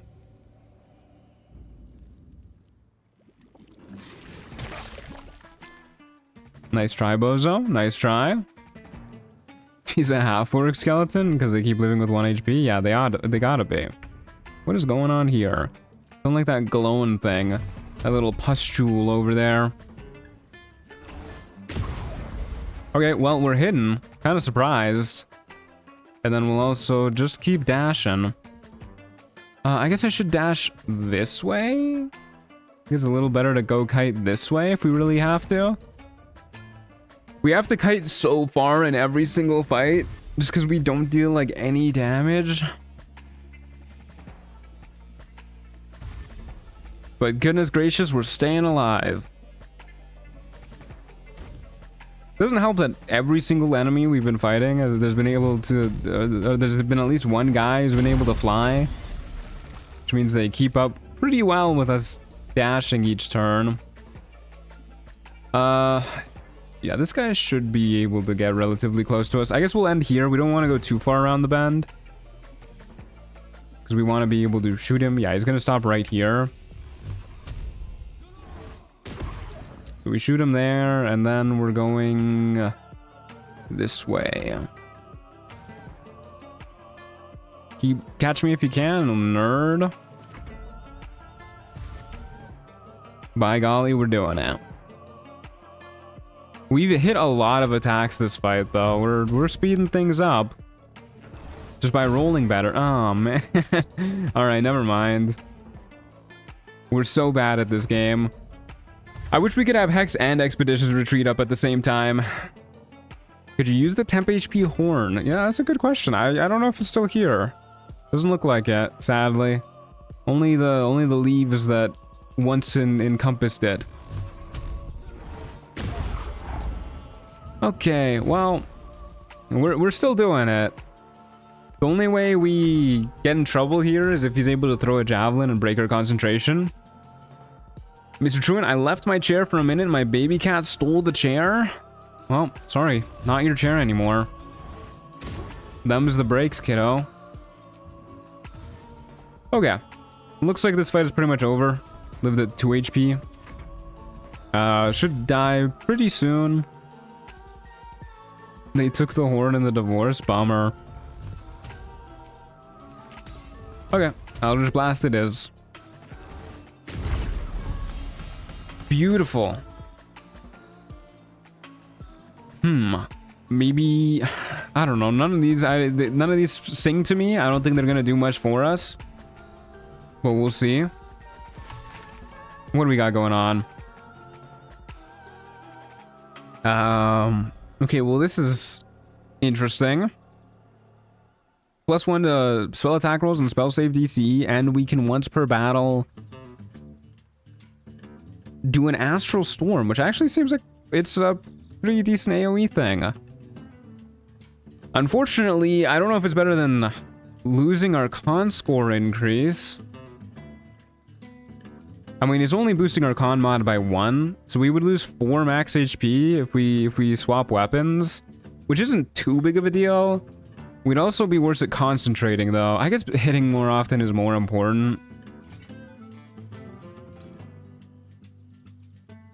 I do like hitting more often. Our melee capabilities are already booty water, let's be real. This is a massive AoE, too. It's not a lot of damage. 5 damage on average, assuming they don't fail the intelligence saves. But, I mean, that can still be nice if we were fighting, like, rats or something. Which is, you know, it's a real thing. I'm holding out hope the sorcerer item is going to generate a lot of cool gear for you. It's been very disappointing gear-wise so far. I honestly don't think I want to multi-class into sorcerer, though. We'll see, but don't get your hopes up about it. I was literally ranting earlier about how tired I am of seeing Sorlocks everywhere. Okay. Well, we're still actually kind of a ways away from 40 rogue score, which is when we need to start worrying about the pixie blessing. I think we have time to at least buy Call the Week, which would have saved us a lot of hassle in that last fight. So hopefully it continues to look good for us. And then next we need to buy our Pixie Blessing for sure. And off we go into our next fight. We have Expeditious Retreat active and 1 spell slot. Should be fine. Should be good. Okay. 3 upcoming spawns. 1 there, 1 there.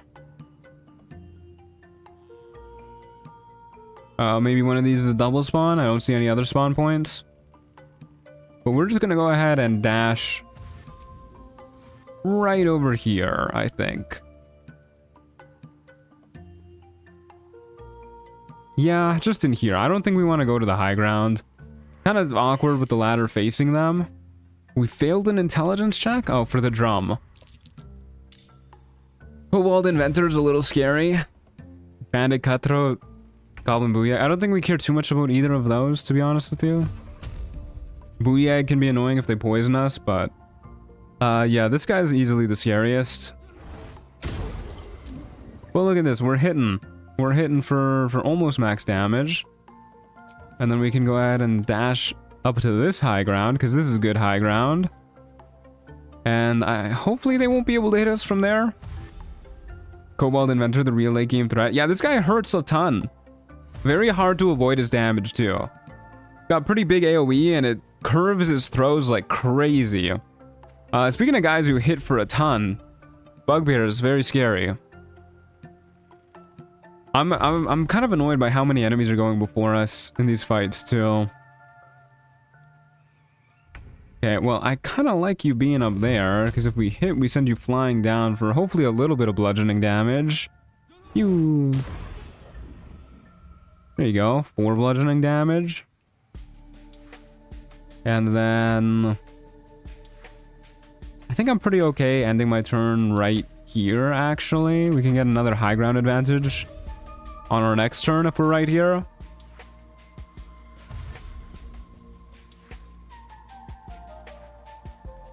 Booyag's catching up, unfortunately. So is the Bugbear, which is actually quite scary. Maybe we use our new AoE here? This looks like a pretty good spot to do it. Can kill the Cobalt Inventor, damage these guys. Seems okay to me. Oh dear, my ears. Also, this did 1 damage to this guy. Which... I guess means that he... Oh, he has evasion and we minimum rolled the damage. Yeah, that'll do her. Why does evasion work on this move that is an intelligence saving throw, though? That's not what evasion does. What the hell? Alright. Well, that didn't work out the way we wanted it to. Best AoE ever, yeah. Literally, we just needed to do 1 more damage to this guy. If evasion didn't work, he was guaranteed to die. Even with evasion working, he was pretty much old butt guaranteed. Ow, my ears. Yeah, awful sound effects. Don't know what was up with that. Okay, well, that's quite a bummer. I guess we just keep dashing backwards then. Don't really want to get caught by the Bugbear. But yeah, that's really disappointing. I guess we need to spend another action trying to kill the Cobalt Inventor. Hashtag it just works. Yeah, I really wonder what's going on with that spaghetti code. Booyags is probably going to be able to snipe us for a turn or 2. Good thing that they're charmed. At least the AoE did that much.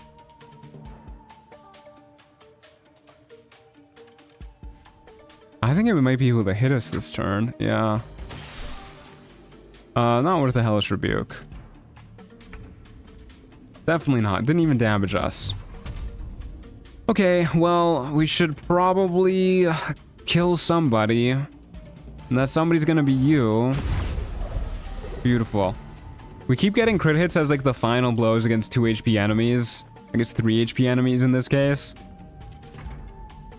But I mean, at least we're getting them dead. That's all that really matters. Okay, the Booyag seems to have given up, which I'm okay with. I'd rather not get shot by a Booyag if I can avoid it. And we'll just shoot the Bugbear. Hey, there's a real crit hit. That's nice. I don't think we need to move much further than this. I don't want to lose them. Which is a real possibility.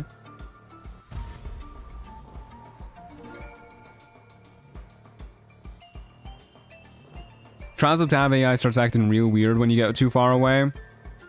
Did it give up from Charmed? I don't think it was Charmed that turn. I think it was just yelling at us for some reason.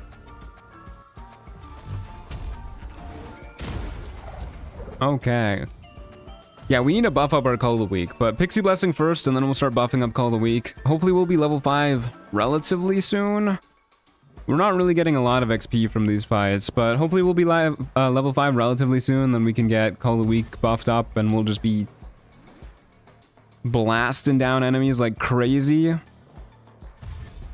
We could also like throw down a Cloud of Daggers or something here if we really want to.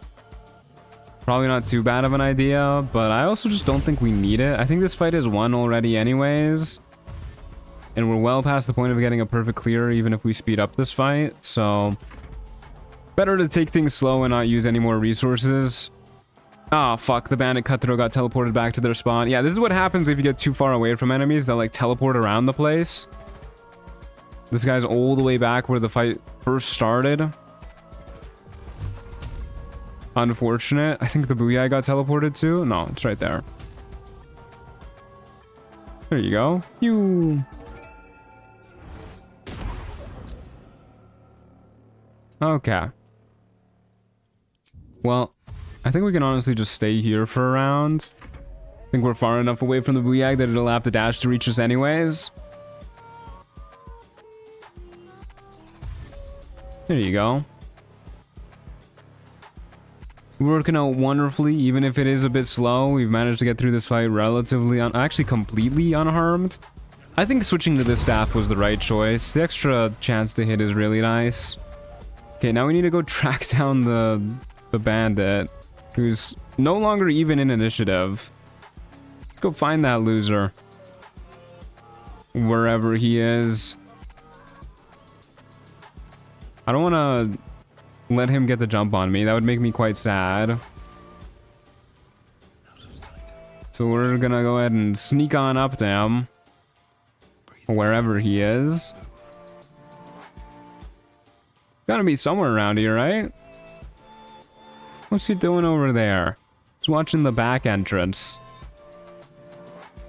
Okay, well, I guess we might as well get a surprise round, since, you know, we can. Phew. For a whopping 5 damage. We take those. He did not get surprised, actually, and he rolled before us. Just a little bit rude. Reverse kiting, yeah, he's kiting us now. Okay. Well, off we go down this way, I guess. I think he's gonna be able to land another shot off on us, but we gotta at least try and kite. Yeah, there you go. It worked. If you can avoid taking damage, even if it's kinda boring, I would recommend avoiding taking damage. We got a Shadowfell Void capsule. Hey, that's a capsule we can actually use. I mean, maybe, possibly. Doesn't really sound like we're doing a lot of Shadowfell stuff, but that sounds more interesting than the other two-handed weapon capsule. Concentrating on a spell grants you +1 to AC? Yes, please. Thank you very much. Okay, you know what? Let's go ahead and May grant artifacts from themes necrotic, shadow, death. Those are like kind of warlocky themes, right? Let's go ahead and see what a legendary Shadowfell celestial item looks like.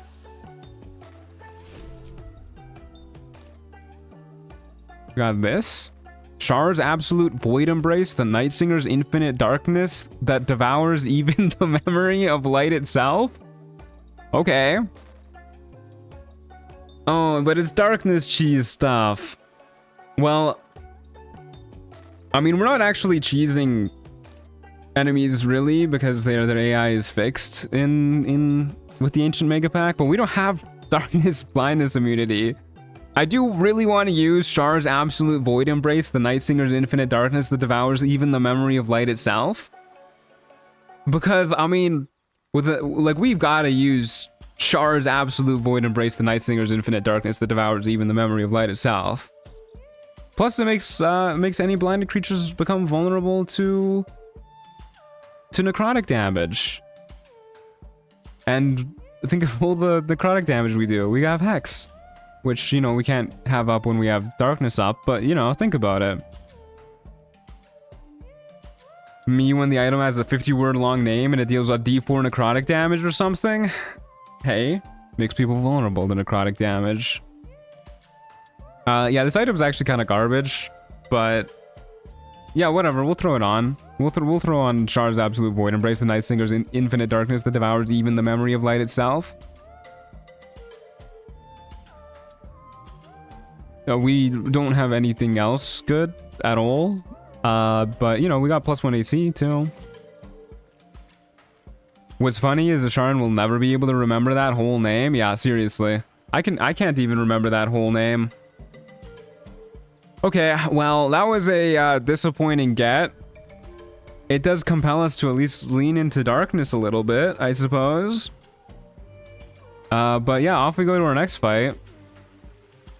No way is that Shard's Absolute Void Embrace, the Night Singer's Infinite Darkness that devours even the memory of light itself. That is Shard's Absolute Void Embrace, the Night Singer's Infinite Darkness that devours even the memory of light itself. How did you know?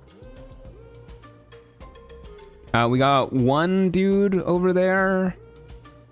And that is it. No haste spores on this map. I really wish that the enemy didn't have the highest ground possible in this like in the entirety of the Underdark, actually. That makes me sad. I guess we'll just start on the low ground. Not much to do for it. And they went before us, and it's a Fallen Ranger. Oh, good lord.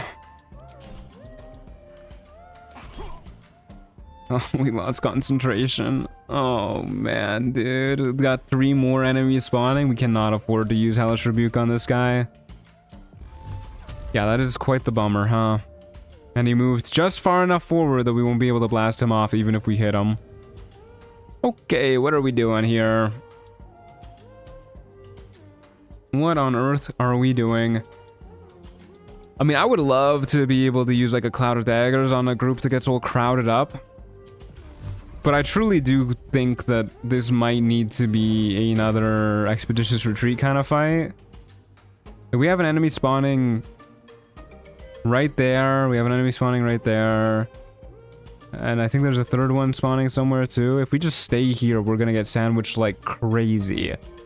Which is how we lose. We have 15 AC. We have 14 AC because we're not concentrating on a spell. So... yeah, if we stay here, we're gonna get completely messed up. Even if we dash here, like we're dashing into the spawn of an enemy. If two enemies spawn here, then I think it's okay. If 2 enemies spawn here, we might just lose.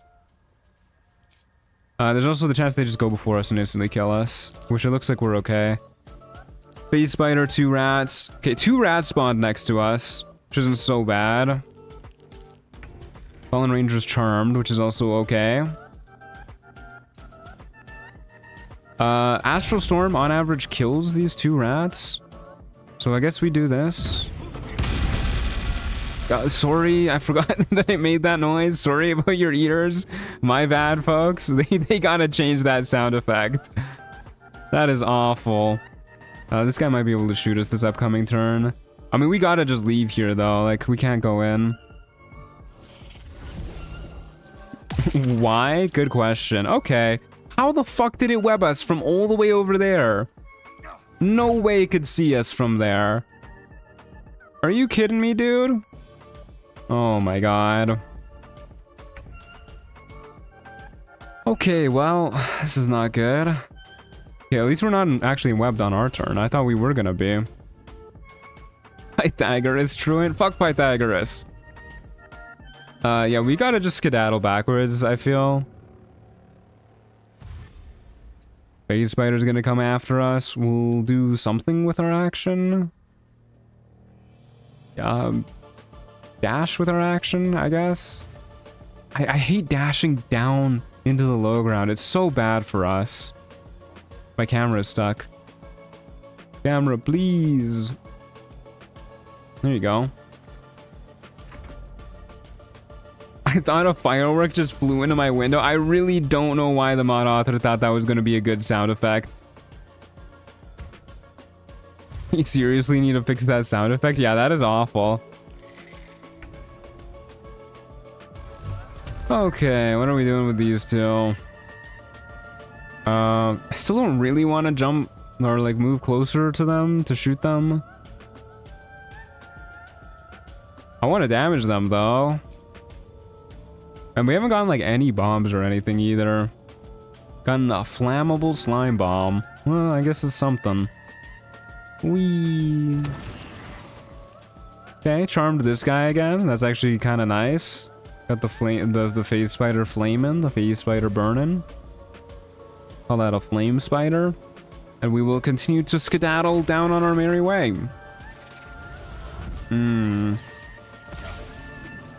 I really wish the phase spiders couldn't...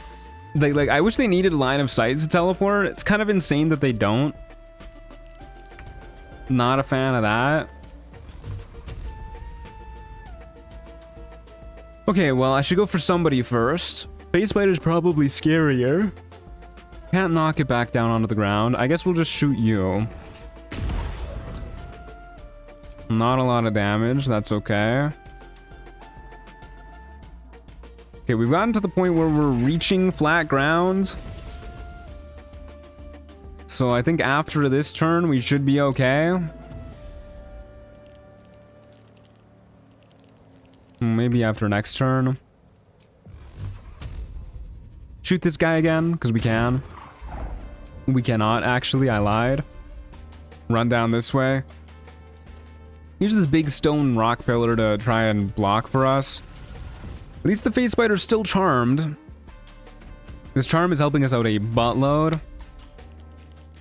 Oh, did the skeleton get teleported back? Yeah, I guess it did. Yeah, I really wish the range was longer for how far you can kite enemies before they glitch out. Hey, how's it going, Dr. ZCF? ZCF? I don't know, maybe you're Canadian. Howdy do. Charmed again. Really nice, actually. I'll take that. I guess I'll heal up because we don't really need a dash. And yeah, we'll call that a turn. He's cooking at me. Yeah, the Fallen Ranger's just glitching out, getting teleported back to spawn over and over again. Yeah, I really wish enemies would just like stay chasing you forever. Unfortunately, not how it works. Because we... Oh my god. This is acid from like 3 fights ago. Okay, well, I guess we're going this way then. Skirting around the acid. But yeah, because we need to keep kiting the phase spider. Because, yeah, it can do shit like that. I don't want to just let the Fallen Ranger be in range of me.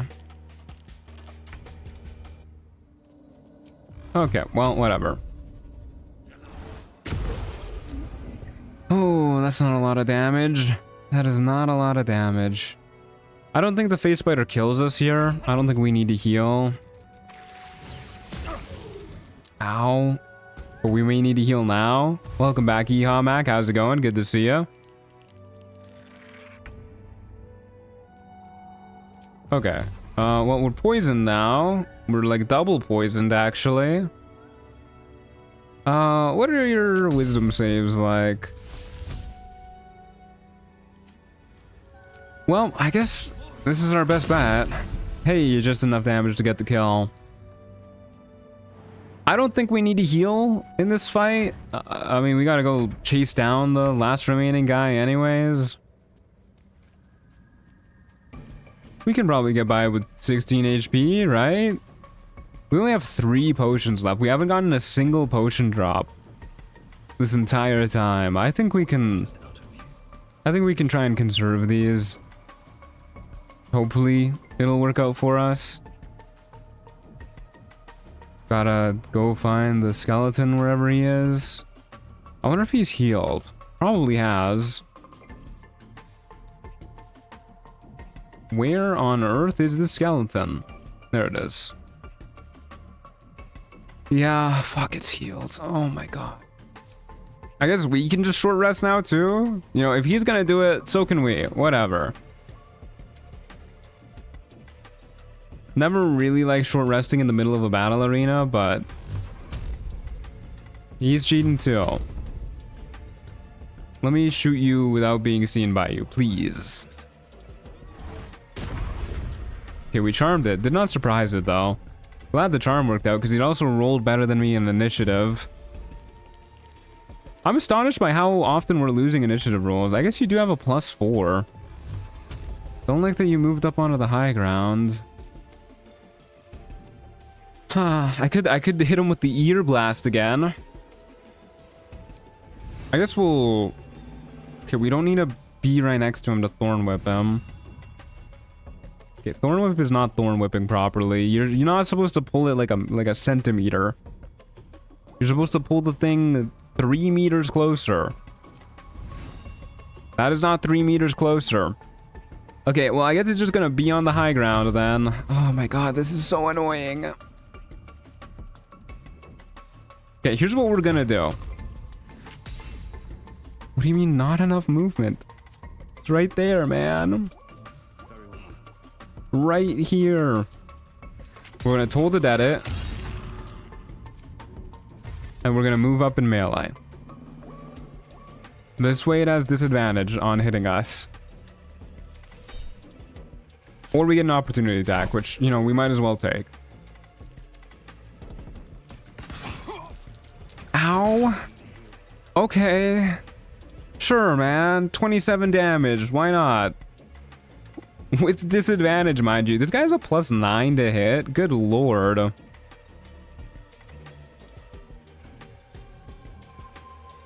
Huh. Ouf. Out, out, ouf. Oof, ouch, owie is what I meant to say. Ouf also works. Really sums up the feeling. Okay, well, I guess we'll hold it at again. And just stay in melee to try and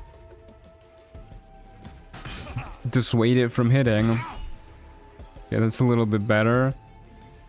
I want this thing dead. I really want this thing dead. Hey Doug, how's it going?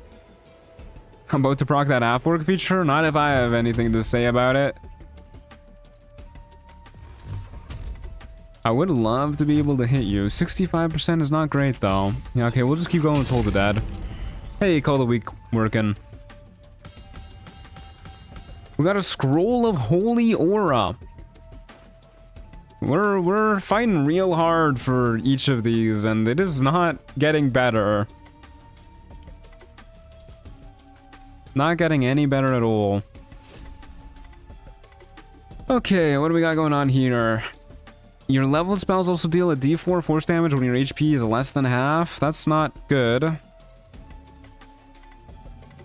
10-turn concentration spell. Blinds opposing fiends and undead. Allied creatures within range have advantage on all saving throws, and creatures attacking them have disadvantage on their attack rolls. This is not as impressive as I was hoping it would be. Yeah, we're just not getting like anything really good. So you've picked half-work so you can avoid using their passive? Brother, you gotta let this half-work thing go. It's starting to genuinely not... I mean, it was never funny, but it's starting to genuinely get on my nerves now. Yes, obviously, I don't want to trigger the half-work feature. gambling? No, I don't think it's gambling time. We need more assured power. Have we not gotten any of those ancient chaos thingies? No, we got one of the orbs, but I just don't know if it's worth it. -2 to our attack rolls when we don't have ancient chaos. And we're doing a pretty good job of kiting so far.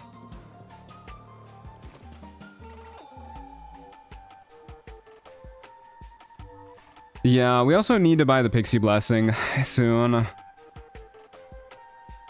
Not right now, mind you. Maybe we take another tadpole. What is our XP looking like? 1894. XP boost isn't going to get us to level 5. I'm really tempted to buy another tadpole just for like the extra bit of power. What's the extra equipment slot for orbs? Orbs use your musical instrument slot. Pretty interesting. The point is that we don't want to proc the work feature, but it's there when we were guaranteed to die if we didn't have it. Yeah, exactly. I mean, obviously you don't want to proc the half work feature. If you proc it, you're about to die. And we'd rather not be about to die, but it's also there in case we are about to die, so that we proc it instead of dying. Okay, yeah, I guess we... See, the problem is, if I buy a tadpole right now, and then we don't get enough currency to buy the Pixie Blessing for the next fight, and the next fight's in an Act 2 map, we're gonna be really sad. Exclamation mark build isn't gonna do anything for you either. I never update the build command for Trials of Tav, because what's the point?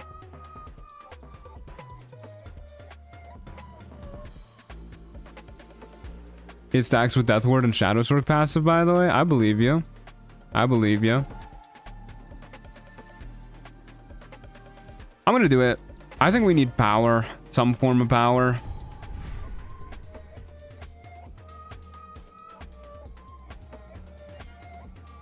Yeah, let's take Psionic Backlash. I think this will help up. I feel as though the build was not updated. You cannot update the build command for Trials of Tav. How are you going to? I don't know what the build's gonna be.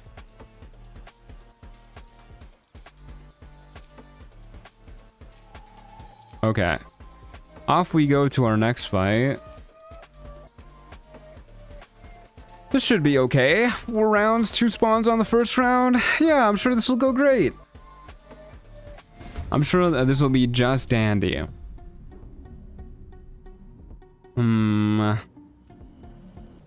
Not the biggest fan of this map.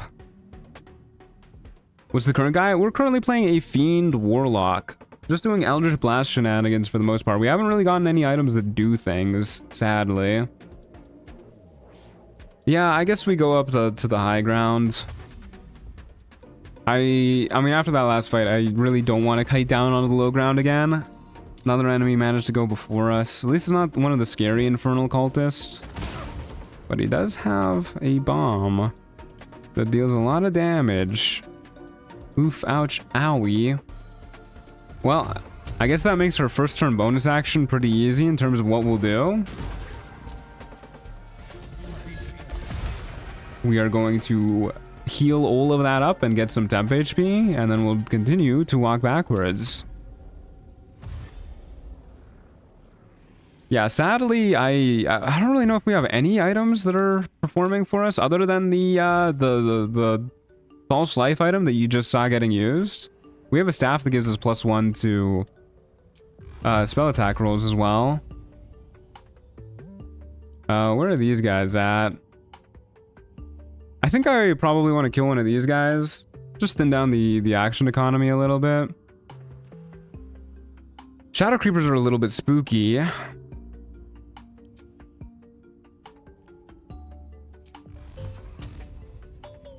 Let's just kill this dude real quick. He's an easy kill. Even if we low roll damage, he dies. I have never tried walking through this area in Trials of Tav. I don't know, because you can't destroy the torch stalks, so I don't know if they're gonna actually blow up when you walk through here. I don't know if this is the run where I want to try. Let's find out, I guess.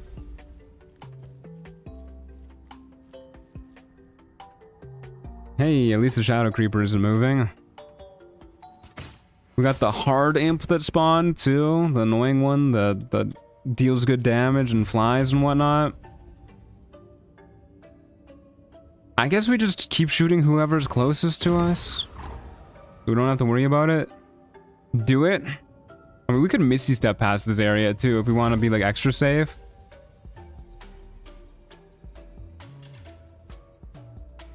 Probably better than dashing. If we dash, we'll get like right here. We will literally end our turn next to this torch stock, which is quite scary. If we Misty Step, we'll be okay. I think I'll Misty Step. Hope the enemy AI is not smart enough to shoot at the mushroom. I mean, I literally just said they can't be destroyed. They have 666 HP. They're immune to every damage type. I'm not worried about that. I am kind of worried that the enemy AI isn't going to follow us over here, so I'm ending my turn somewhat still close to them.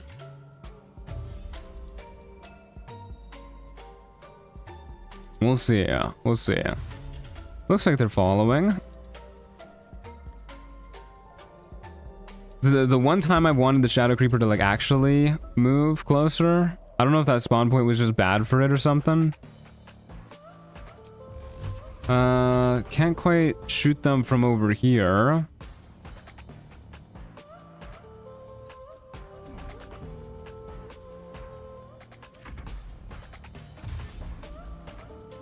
That's okay, we'll give them one more turn. It doesn't look like the torch stock is actually gonna blow up, which is kind of what I thought would happen, but I still don't really regret using the Misty Step just to be safe. Usual rule of thumb is when you don't know what something is gonna do, play it safe. Okay, well, something's blowing up, actually. Timisk spores are blowing up. They're, like, kind of glowing. Well, I guess we'll just shoot the zombie. This is nice and nearby. Maybe I should have considered using, like, Hex there or something. Since we don't need Expedition's Retreat quite just yet. Rose Befuddled. Warlock, let's go. You know I love me some Warlock. To be honest, not sure I like that all the environment stuff is disabled in this mod, but I guess it's more fair. Yeah, I mean, I can definitely see it. Like, I understand both the reasoning behind it and also why you would want it enabled. I think I lean more towards the camp that wants them... That's rough. More towards the camp that wants them enabled. Like, I do kind of wish we could blow these up to...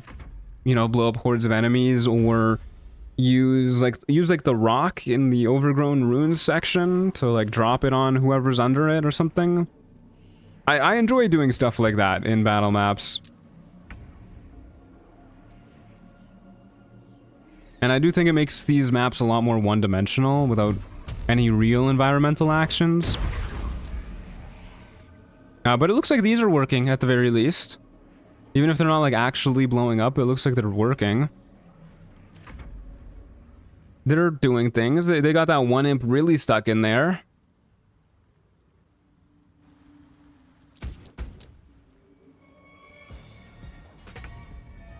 Unfortunately, all of our enemies are teleporting around the place because we've gone too far again.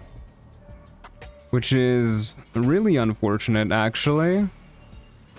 Because I don't know how the hell we're getting back over there without blowing up these torch stocks ourselves. I mean, that was pretty much like worst case scenario in terms of what could happen with the enemies. I guess we're just gonna try and like dash through here in turn-based mode or something.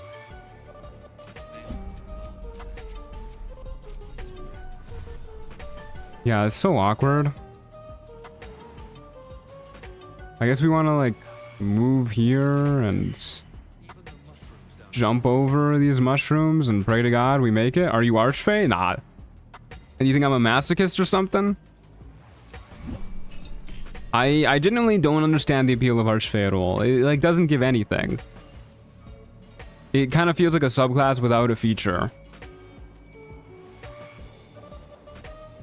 Okay, well, at least this guy didn't heal. I have no idea where the other enemies went. But we found one of them. Alright, whatever. Let's shoot him. Charmed immediately. Okay, the imp is invisible apparently. Also, we've somehow managed to roll behind every single enemy. It's not good. In BG3, yeah, it's a nothing burger, really? Yeah, you don't do much with Archfey. Yeah, this dude just teleported like right up here next to us. Whatever, we'll shoot this guy. We'll actually miss this guy, my bad. This is such an awkward map. You have like nowhere to kite the enemies other than here, and that clearly didn't work well. What subclass are you? We are a Fiend Warlock.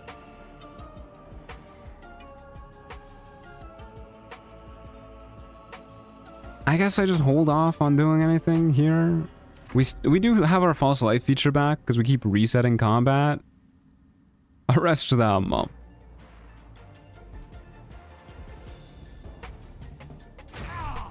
Ow. Rude as hell. Well, Hellish Rebuke isn't going to do anything to you. We'll do something to you, though. Yeah, I guess I'll do this.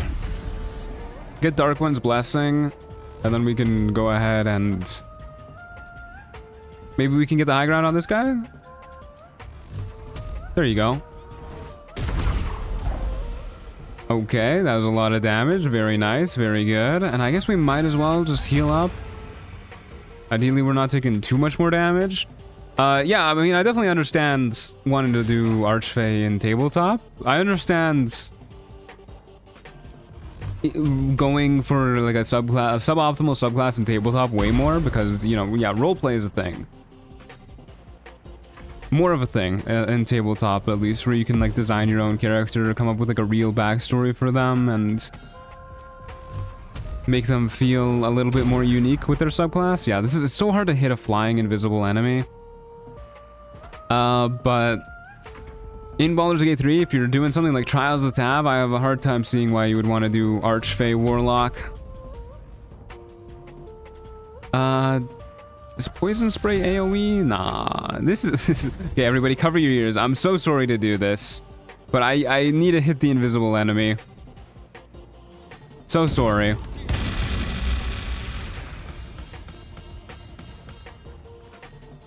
Okay. We did it. Bow? Bows aren't very easy to hit invisible enemies with either when they're flying. Okay, well, adamantine weapons are a little bit better. This is also a light finesse weapon. Just noticed that. They are a little bit better in Ancient Mega Pack, but I still don't think they're as good as +1 bonus to spell attack rolls and spell save DC. Oof, ouch, owie. Yeah, that is a rough ability to listen to. Gain +1 reaction point for 2 turns after receiving reverberation. Well, we don't have any way to give ourselves reverberation. When a foe misses you, gain healing wind for 4 turns, regaining 2 hit points on each turn. It's not a lot of hit points. 2 hit points each turn. I mean, it's nice, but I don't think it's better than +1 or AC in general. Especially because a lot of our survivability is temp HP. Got a Scroll of Blight too. You should definitely use the non-ear R-word weapon. No, this is a good weapon. I'm sorry. I'm sorry, it's a good weapon. Bon nuit. Sleep well, Snorky. Thanks for being here. Okay, let's go ahead and short rest, and... yeah, we'll just buy the Pixie Blessing now so that I don't have to worry about it for the future. We've hit the point where Act 2 maps are going to start popping up. And... yeah, off we go to our next fight. We're really struggling through 4th level here. Getting like no XP for each fight. We're doing our best. Why not use those 2 fake coins? Because I just kind of forgot about them, but you're right. I should use them. I don't think we will get anything better, but yeah, we might as well. We got a katana and the Soul Reaper band. which neither of these do anything for us. I guess I'll replace my non-magical ring, but yeah, you know. It's kind of how I thought that would go, unfortunately. Alright, well, off to our next fight. I'm saying it to Skyraptor? Oh. Sleep well, Skyraptor. Didn't see your message. Hope you have a good evening. Okay, we got 2 enemies spawning right there. I mean, we gotta keep using Expeditious Retreat. We just don't have any other survivability. If we had more movement speed through like Crusher's Ring, or if we had more AC, I'd feel okay. I mean, I guess for now we'll just hold off and we'll like see where the enemies spawn. Rat and Dwergar Slave Hunter.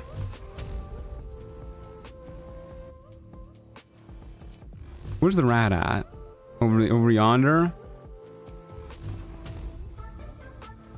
Yeah, I guess we just shoot this guy and the Expeditious Retreat backwards. Hey, we surprised them. Well, maybe we don't need Expeditious Retreat backwards. At least, quite just yet. Maybe we Cloud of Daggers this fight? Maybe? Would a Cloud of Daggers build be possible in Baldur's Gate 3? I don't see how. Doesn't really scale with anything. It's just guaranteed damage. There's no save or anything either. It's just, you just take that shit. Hey, that's nice that they missed twice in a row. Another one of these guys though.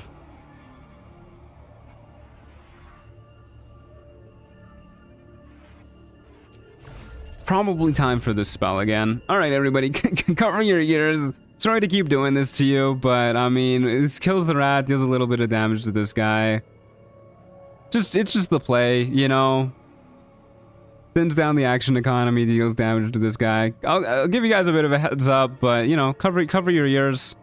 Uno momento. Pew. Pretty good damage there. And, yeah, we'll Expeditious Retreat. Unfortunately. Might get shot here anyways. I appreciate the warning this time. I gave a warning last time, too.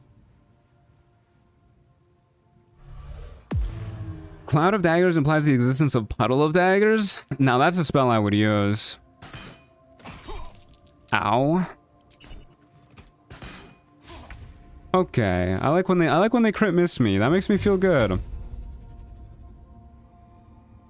I'll worry about the rat when it's a little bit closer. Rats aren't the scariest enemies. We can get them with like a little bit of AoE, like that one spell, then it's fine, but I'm not gonna go out of my way to kill it if it's nowhere near us. Last time they didn't appreciate it. You're right, you're right. Enemies are already teleporting around the place? Goodness gracious. God knows what this guy's doing. Is Puddle of Daggers just spike growth? Shit, I think you're right. Well, at least we're getting some pretty big hits against this guy. We're gonna feel so much better once we get to level 5. If we can get Call of the Week popping level 5, we're gonna be looking really good. Actually, maybe before I get Call of the Week popping, maybe I actually just want to do some like charisma maxing. I usually go for some Call of the Week maxing after getting the Pixie Blessing. But with a build like this, we can pretty easily charisma max. Okay, please die, senor. Thank you. Ah, shit. The Dwergar's gonna fall out of initiative again, probably. Whatever. We'll go up here. Did you know about the Hellish Rebuke breaking multiple hit enemy turns? If you use it in the first attack, they sometimes forget to use the rest. I did not know about that. Hey, that's a pro tip. Go figure. You learn something new every day. Okay, dead rat. That is a very dead rat. Got the 6 damage critical hit and then fell into the abyss. And this loser is yonder. I don't really want to go directly in his line of sight, but we'll go like right here.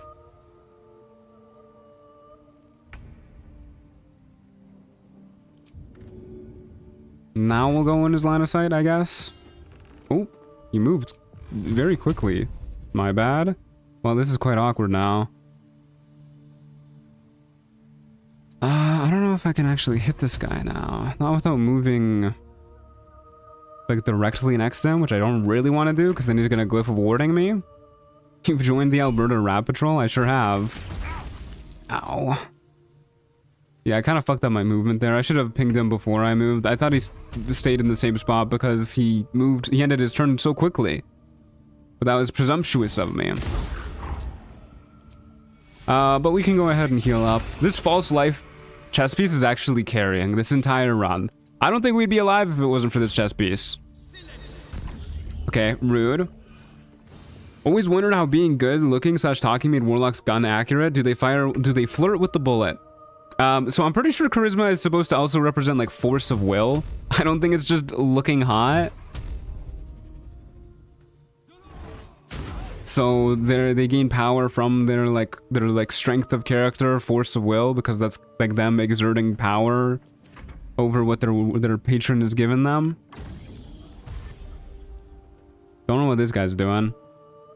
He's getting closer though. Force of will. Oh, I get it. Force of will. That's good.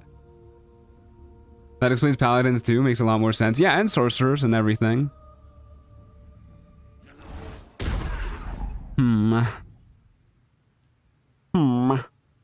I don't really want to move down to the low ground because their guiding bolt might be a little bit scarier, but maybe if I go like specifically right here, this will be an awkward angle for them.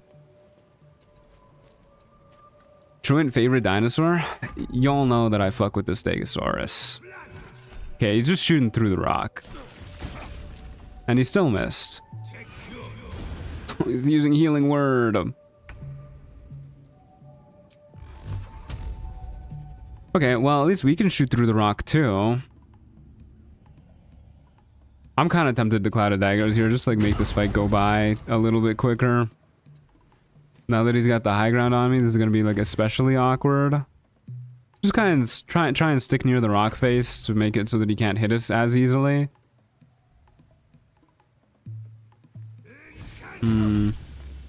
What the fuck? That was such high damage. Alright, man. We just gotta get through these fights. Hey, we finally got a healing potion. Got the Dread Iron Dagger, Winter's Verdict. Hey, Sophie, how's it going? Hope the runs are going well. And this run's a hard one, I won't lie. But we're living bit by bit. First time I see the spell do something. Hellish Rebuke has been helping us out quite a lot. What are the conditions for a flawless run? I think you just need to kill enemies within like one turn of them spawning. Something like that. You just need to kill them really quickly.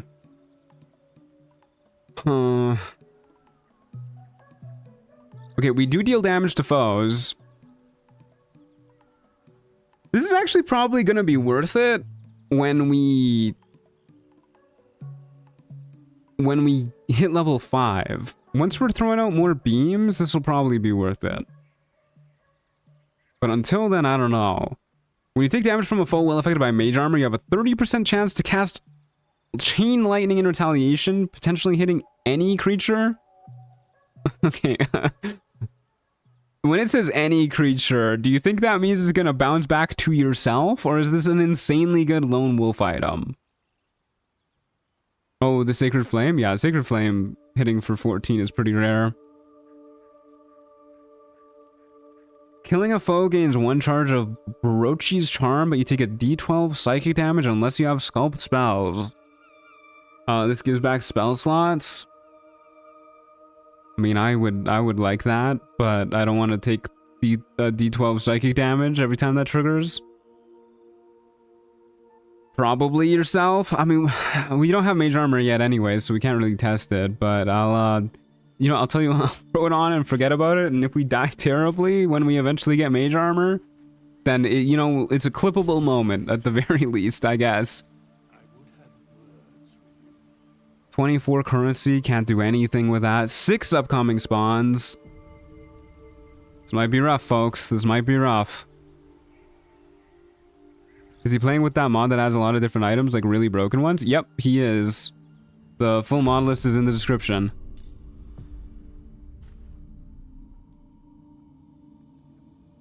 Okay. Good God, that's a lot of enemies and nowhere to go. They're spawning literally everywhere. Huh.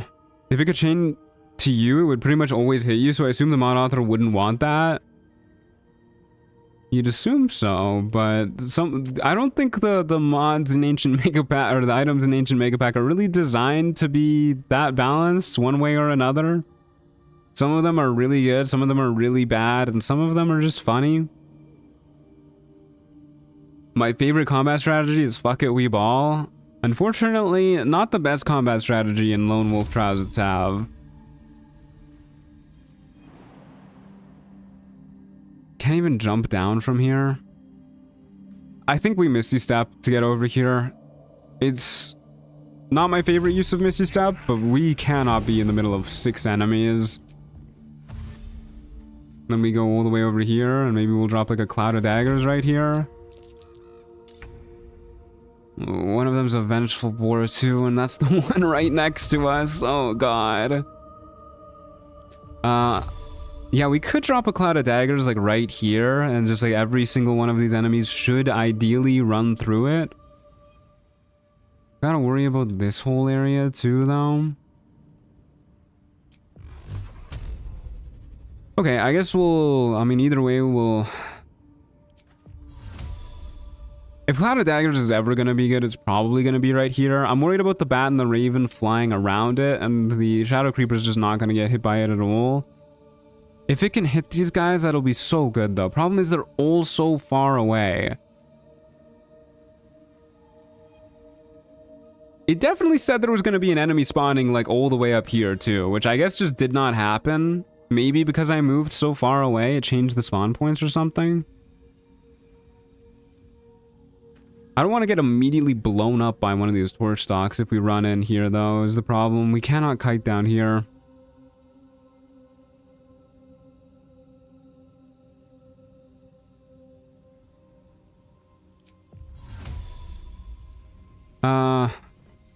You know what? Fuck it. We ball, dude.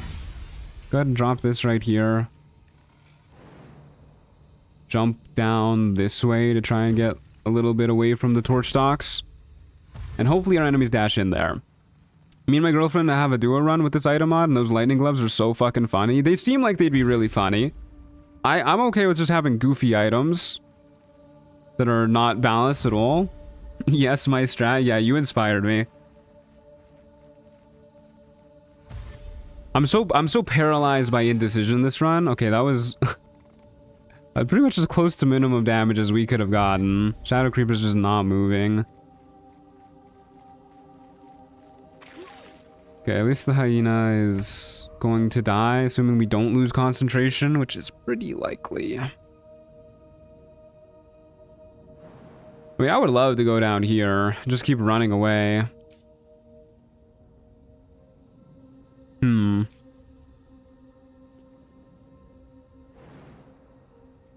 I don't know what we're doing here. Like, we can trigger this attack of opportunity, and then it just is going to get another attack on us next turn, but ideally these guys don't.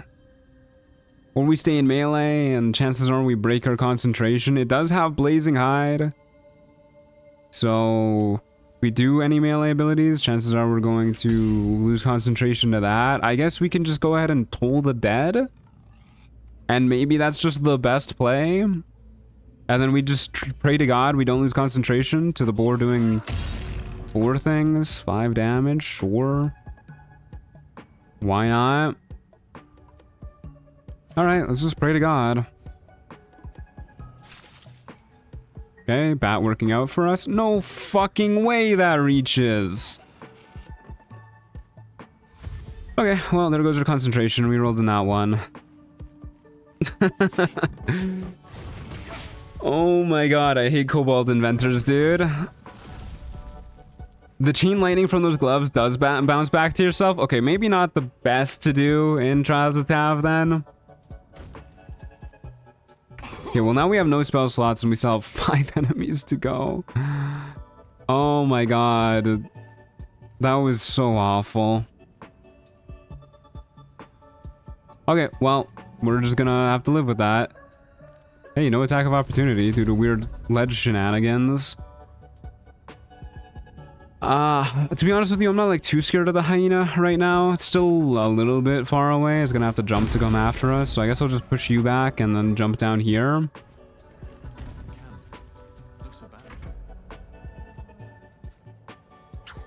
Good lord! Straight through the rock! No way this guy is hitting those.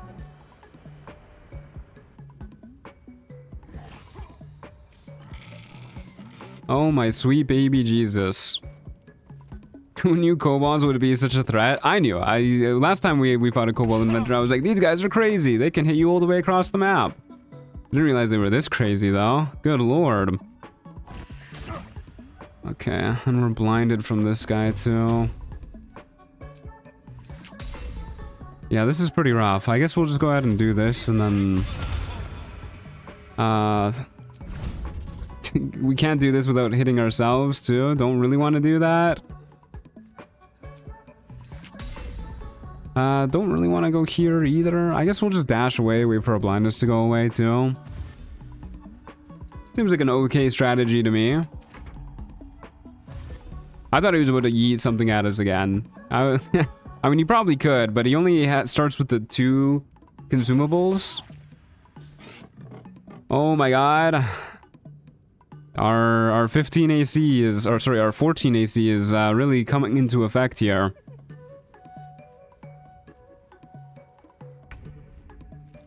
Yeah, at least we're not blinded anymore. What on earth am I doing here? Shove you backwards so that I can try and shoot you? Seems like an okay idea to me. 16 AC. Pretty good saves on all the stuff that we can reasonably do. We could do this too. 75% chance. 60%. Probably should have done this first then, before shoving you away. This is such a low chance of killing, but whatever. I guess we're just gonna 2-turn you. Never mind! We'll just roll max damage. God, I'm good at this game. Kobold played dodgeball as a child? Yeah, seriously. Less AC than the bird? Hey, birds are hard to hit. At least these other enemies seem to not want to jump down here. I'm sure they can. Do you think it's because the acid is here? They're like programmed to not jump into acid? Okay, well, I guess we'll just start picking them off. Looks like the only one it really wants me shooting is the hyena, so we'll just shoot the hyena. Okay. I'm sure the kobold is gonna throw some rocks at me or something. It's the acid? Yeah, maybe the kobold inventor throwing acid at us was actually the play. Well, this has worked out. Except for the fact that I cannot target the hellboar. But we can target the kobold. If only we had Cloud of Daggers here. Yeah, if only. I still think it was probably the right play to use Cloud of Daggers right here. Just a little unfortunate that we rolled a nat 1 on our concentration. Good lord, dude. This autopathing is being quite rough on us. Okay, Kobold Inventor down for the count. Vengeful Boar still just talking shit. Looks like this fight is relatively in the clear. Charm 2. Daggers did indeed cloud them. Oh! He's figured out how to jump. Good thing he's charmed.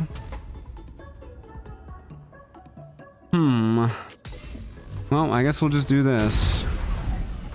Alright, that worked out. Can we not make this jump back up? How are we gonna kill the Shadow Creeper? Okay, we can make this jump, thank God. I thought we could.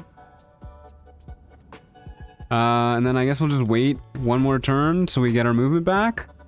Okay, the Shadow Creeper waiting patiently for us. That's very nice of it.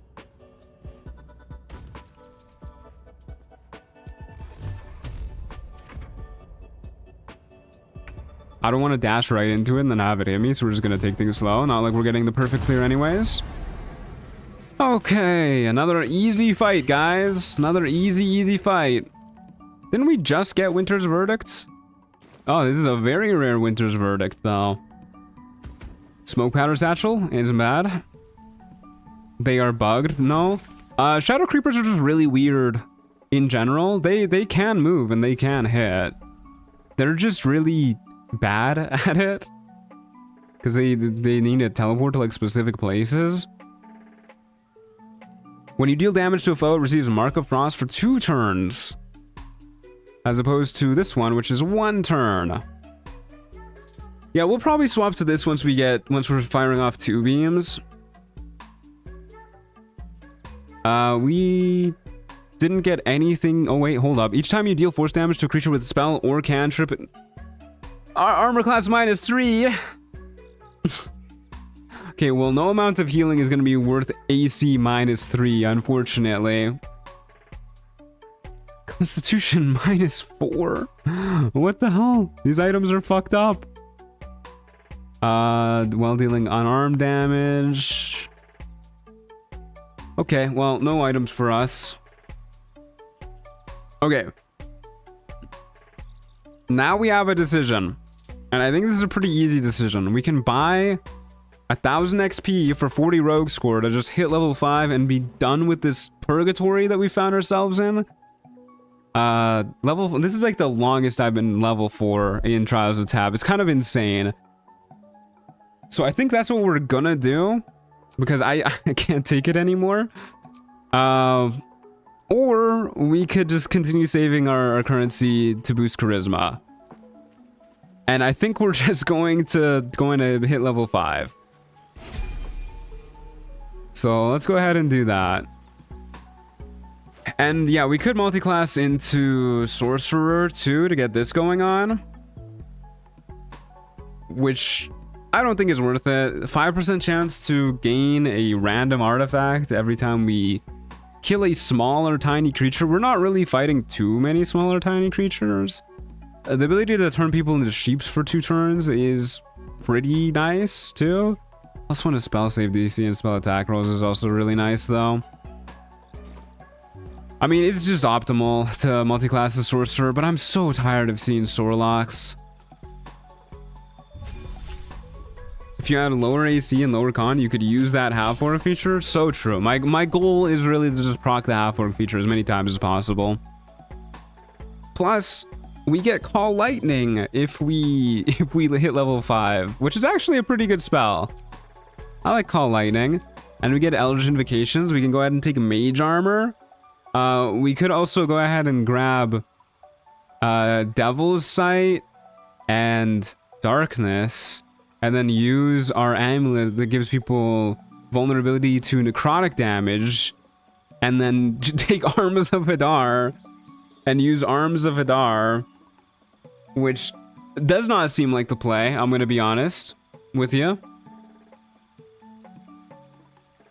I just want you to have a shot at some better loot. You seem kind of bummed this run. I'm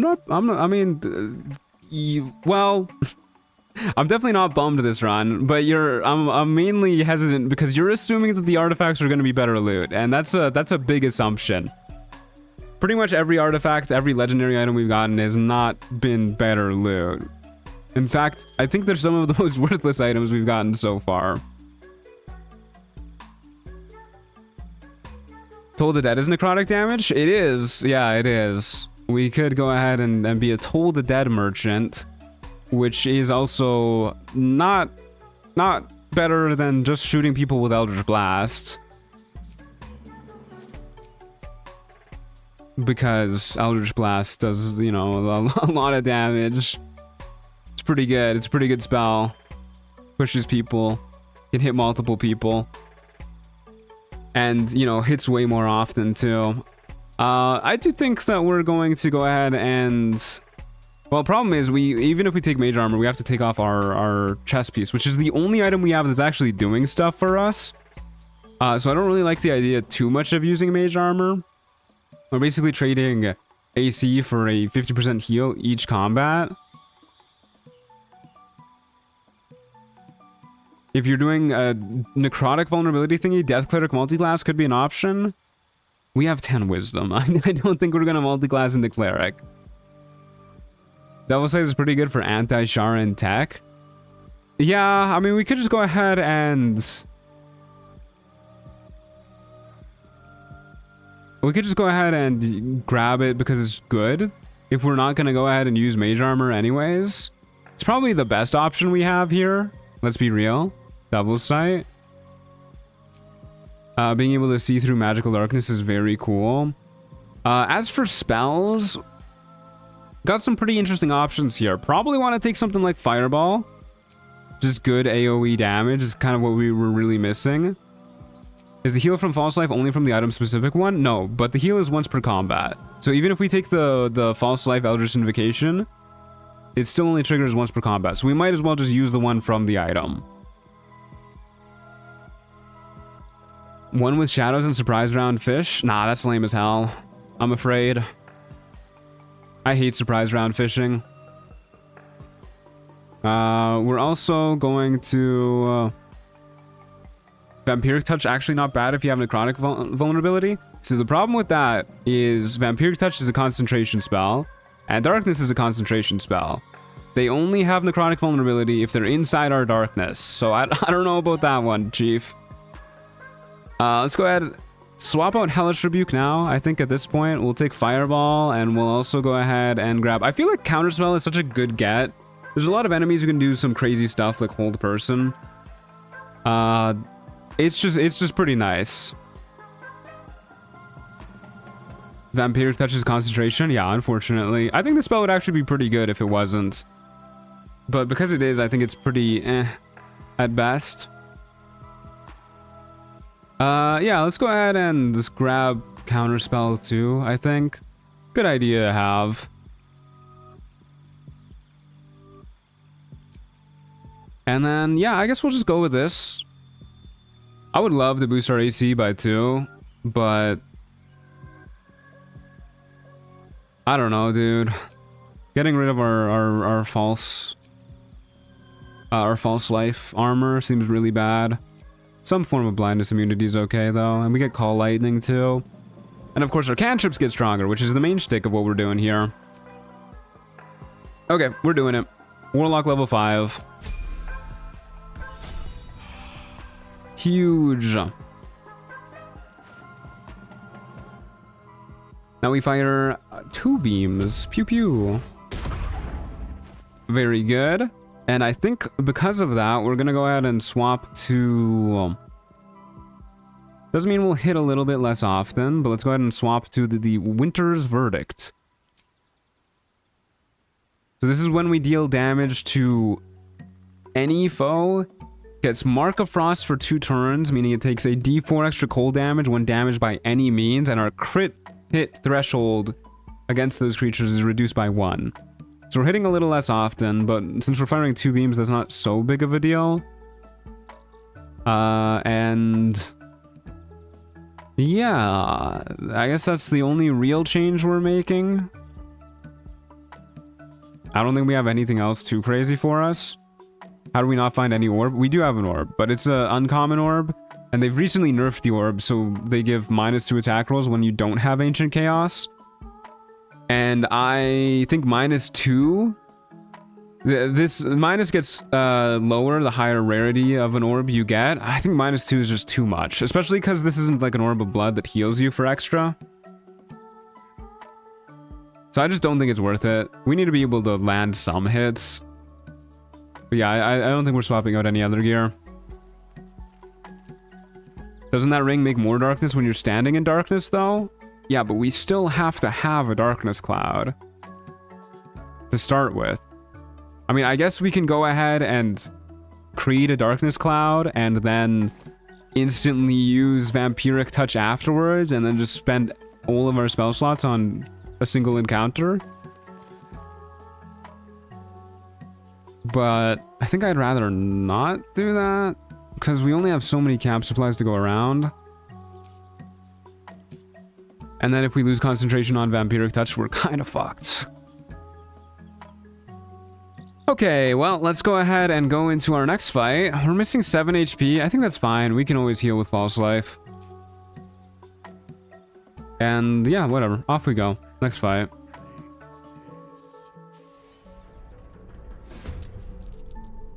Why aren't you allowed to eat the smoke powder satchel so that way whenever you get hit you could explode? That's a good idea. They should add that.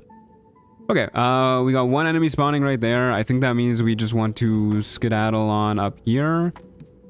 We do have haste now too. Haste, Scald Lightning. These don't actually use spell slots, right? Haste, Scald Lightning, Animate Dead. These, like, it says they do, but they don't actually. We can just do that. Let's go ahead and jump over here. Get going over here. Free once a long rest, yeah. Soporific Rat, huh? Can I get high enough to actually see you? I sure can. Okay, I don't think the AoE on that is too big. Yeah, we're good. That is a dead rat. 2 enemies spawning there and there. I think this is a pretty okay spot to be, actually. Smoke Mephit, Goblin Brawler should be pretty easy to deal with for us. If I can see them, actually. There you go. Do I want to consider using Hex now? Now that we actually have a lot more damage, I think Hex might be worth considering. Yeah, let's go ahead and do it. We simply won't lose concentration. Pew pew. That's a lot of damage. We unfortunately do not have Constitution saving throw proficiency as a warlock. Our con saves aren't the best, and this enemy can fly. So maybe I shouldn't have done that. But what if we shove them, and then we don't have to worry about it, and then we shoot them twice, and then they die? Because we are actually doing things now. Yippee! I love having 2 Eldritch Blasts. It's so good. Okay, Zentrum Lieutenant, don't think we're too afraid of.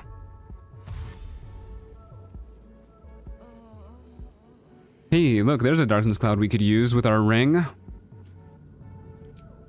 Unfortunately, the enemy did not end their turn in it to give themselves vulnerability to our Hex. That would be pretty cool. There you go. I can hit you here. Pew pew. Yeah, we're doing things now. Level 5 is quite big for us. Yeah, Warcaster is definitely worth considering for sure. I think Warcaster is very good on Warlocks. Okay, we're doing things now. Yeah, that level 4 was so rough. We got more experience for that fight than we did for like 5 fights in level 4. The Perfect Clear alone gave us 1400 XP. Holy upgrade. Yeah, that's why I was saying like we just need to make it to level 5. This is an orb that is also not very good. This helmet, unfortunately, is not doing much for us. We got another potion, a good potion, too. Okay. I think now we just save for more... Actually, we just save up for Anointed in Splendor at this point. We're about to reach 50 rogue score anyways. And then after... Oh, I should have healed. Definitely should have healed that fight at some point. Whatever. To the Iron Throne. Oh, dear, the Iron Throne. This is going to be a tough fight. I've fought in this map before. There's a lot of difficult terrain everywhere. It's not too easy to kite enemies. Well, let's see how this goes. Is the -2 because it's green, or did all orbs get nerfed? Well, I've only seen green and blue rarity orbs since the nerf. Green orbs have -2. Blue orbs have -1. I'm assuming purple orbs don't have the minus. If it was a -1, I'd do it. -2 is a little too much. If we find a blue orb, especially an orb of blood, then we'll use it. I'm going to accept this, and we're going to immediately send it to camp so that I don't accidentally use it. We're not even going to bother reading it. Okay, 3 enemies spawning. The only way for us to go is this way. It's a dead end. Well, I think we're just gonna count on killing these enemies quickly enough that we don't have to worry. Kind of high hopes, but you know, whatever. Also a little bit awkward, because I don't want to stand like right here in case they go before us. Maybe like here will be good. Shadow Druid, Agile Guardian, Ogre. Okay. Got a bunch of tanky enemies. Unfortunately, the enemies seem to have just gotten significantly stronger. Oh, the Agile Guardian can reach us. Motherfucker. They have Colossus Slayer. Okay, somehow we succeeded on our concentration saves. I don't know if we're going to be able to kite this Agile Guardian. We can shut these doors, but the Shadow Druid is just going to open them. Unless we kill the Shadow Druid. There's an idea. I mean, the odds are pretty low, but let's go for it. It has pretty low AC. Okay, that was pretty good damage at the very least. And, you know, maybe it won't be able to reach. Oh, fuck, you can't actually shut these doors? Oh, no. I thought you could close them without using the lever. They just wouldn't lock. Yeah, we could throw down a cloud of daggers. Good map for that. Good God, dude, what the hell is that movement? I did not think the ogre would be able to reach. Yeah, we'll do this. We don't have anything else to do with our reaction. We might die here, actually. We might just be dead. I don't know how scared of this ogre I should be. But I am scared. Call lightning, these two seems okay. They got pretty good dex saves though. You have 18 dexterity, good lord. And then we just what, try and face tank the ogre? I don't even really know how hard these ogres hit. I know they hit pretty hard though. I think we need to try and thin down the threats towards us though. I don't think we'll be able to kite the ogre without expeditious retreat or haste on. Haste is really risky. But we kill these guys.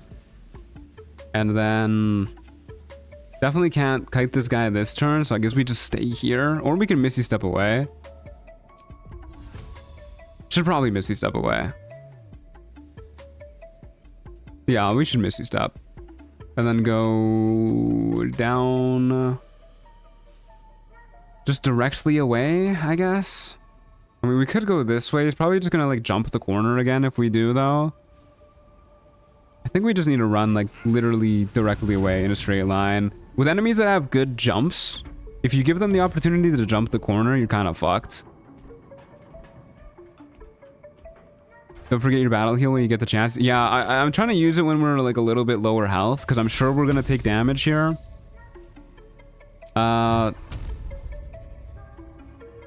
We could try and kite like this, but I think it's just gonna jump next to us. 56% isn't good odds. 65% isn't good odds either.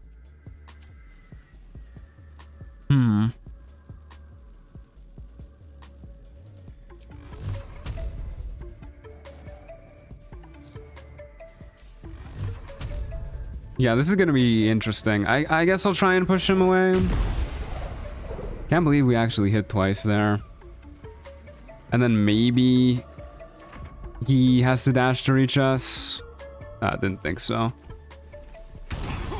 Didn't even have to jump to reach us either. How fast are these guys with their move speed? Good lord.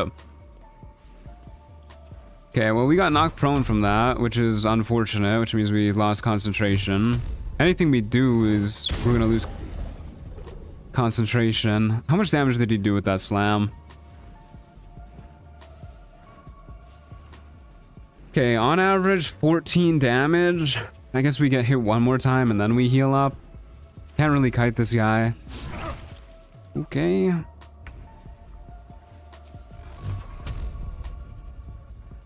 I think we are still just best off spamming Eldritch Blast here rather than doing anything else. I mean, Toll the Dead is reasonable. Average of 13 damage. If one Eldritch Blast hits, we deal a D10 plus 4. Push him away. Pushing him away doesn't matter. I guess Toll the Dead is on average better. But it has no possibility for crit. Doesn't put on Mark of Frost for future turns. I don't know, let's do this. Oh dear, we've missed 4 56%ers in a row. That's not good. Let's actually do this. I don't want to use this quite just yet. I'll use it now. Because now we're at exactly half health. Okay, 14 damage there. We heal for... That's literally the most amount of life that our false life could have healed us.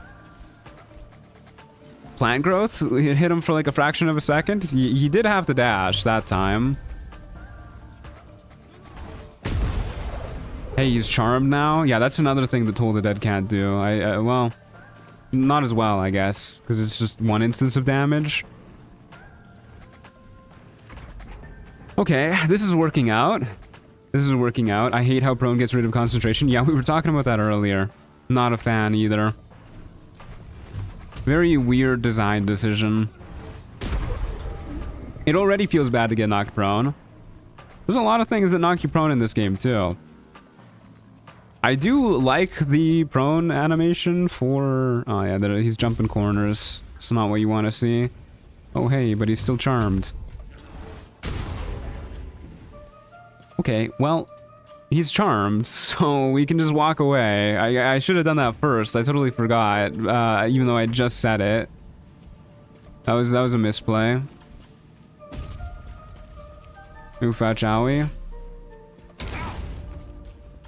Knocking us around. Knock this out of his reach at the very least. But unfortunately, he is too big to knock backwards here. We'll still do this. Charmed again. Okay, yeah, we got this fight. The Charm Amulet is crazy good. I love me some Charm Amulet.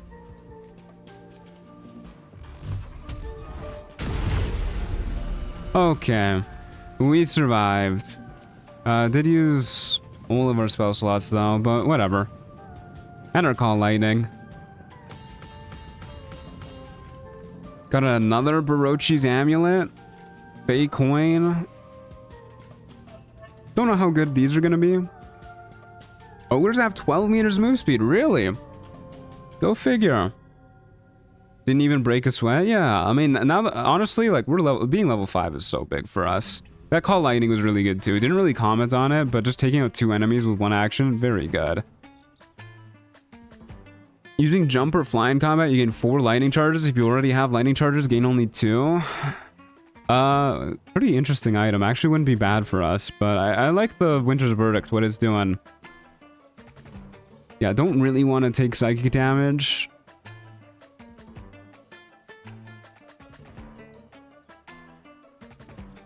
A free dimension door, huh? Once per long rest? I don't think it's worth it once per long rest. We did get another fake coin that we can go ahead and throw into our capsule. Why not? What did we get? Boots of Apparent Death. Those aren't particularly good. Okay, we need to take a long rest. More than the Wood Elf? Yeah, Wood Elves only have 10.5 meters of move speed, if memory serves. Okay, let's go ahead and long rest, get our resources back. Pretty good.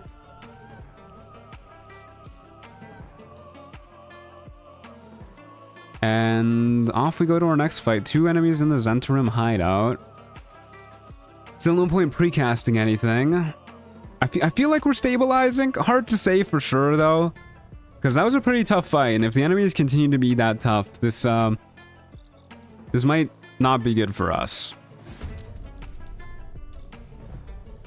I guess it makes sense. It's like long stride and all of that. I guess so. I mean, if halflings move slower, ogres should move faster. No idea where the enemies are spawning. Okay, well, I guess we'll just go ahead and get to high ground then. And, yeah, see where we can go from there. God, I hate being slow. I need movement speed increasing items. If we're doing kiting strats with no... Oh, no. They both went before us. We're doing kiting strats with no movement speed increasing items. 4 enemies spawning next round. Good lord. Don't really want this guy to blow up on top of me. Wait for the 3 get Yankee warriors in range now. Oh god. Please not. Please no. Please no.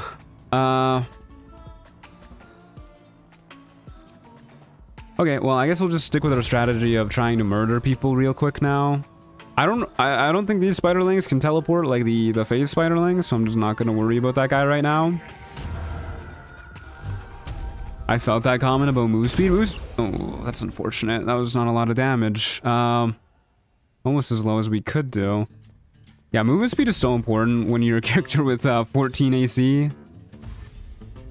Okay, at least it's relatively weak enemies, and this guy had to dash to reach us.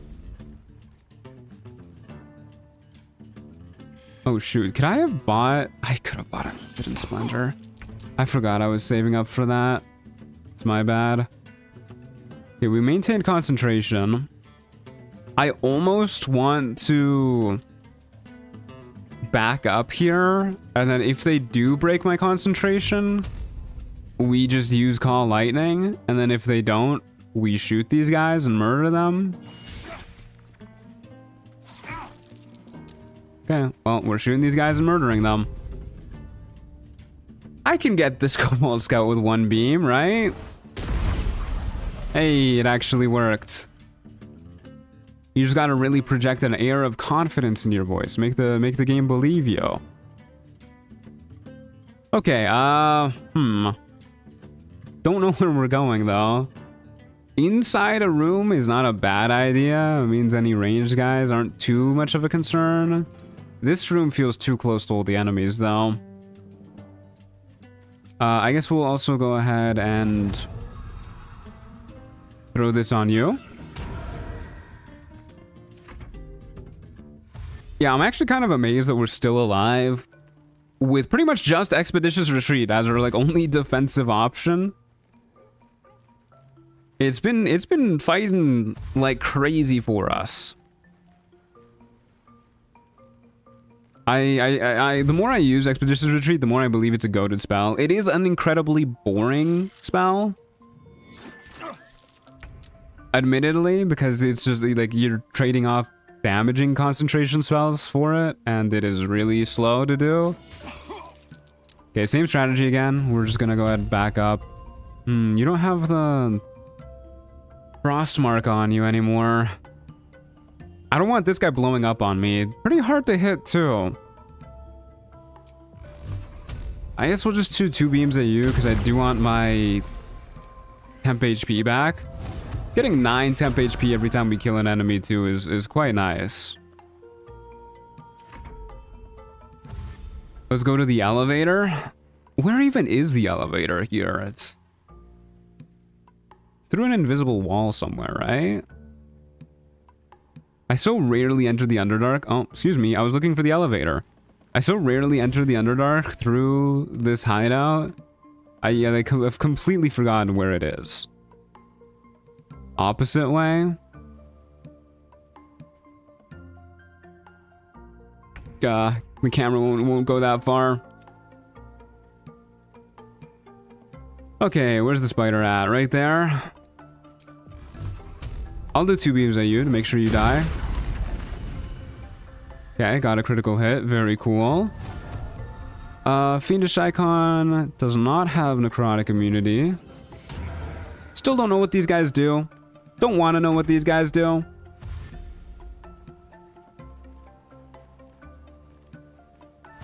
Not too far from where the wolf usually is. Ooh. What was that? Just fart on me?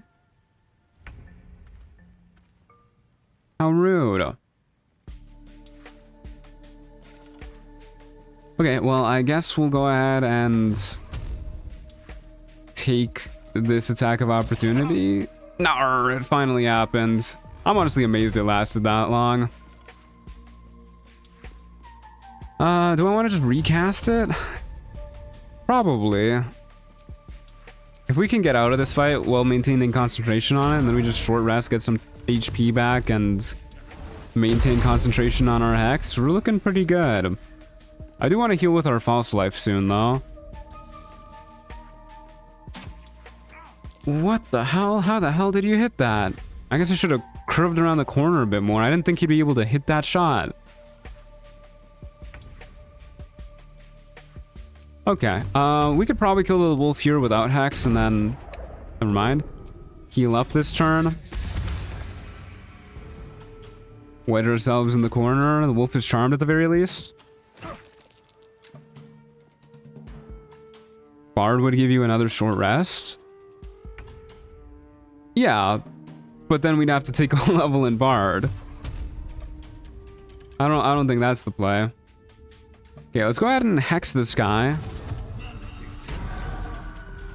We're getting to the point where we're pretty stable on camp supplies too. Charmed and got Mark of Frosted. You're as good as dead already. No you, actually. Okay, we got out of that fight looking pretty clean. Pretty clean. We're still concentrating on Hex, which is pretty nice. Hey, Poutine. Just dropped Belm. Belm is such a good item. At least 2 in Bard. Oh, well, that, yeah, that's even less worth it. Hey, we got a big potion there.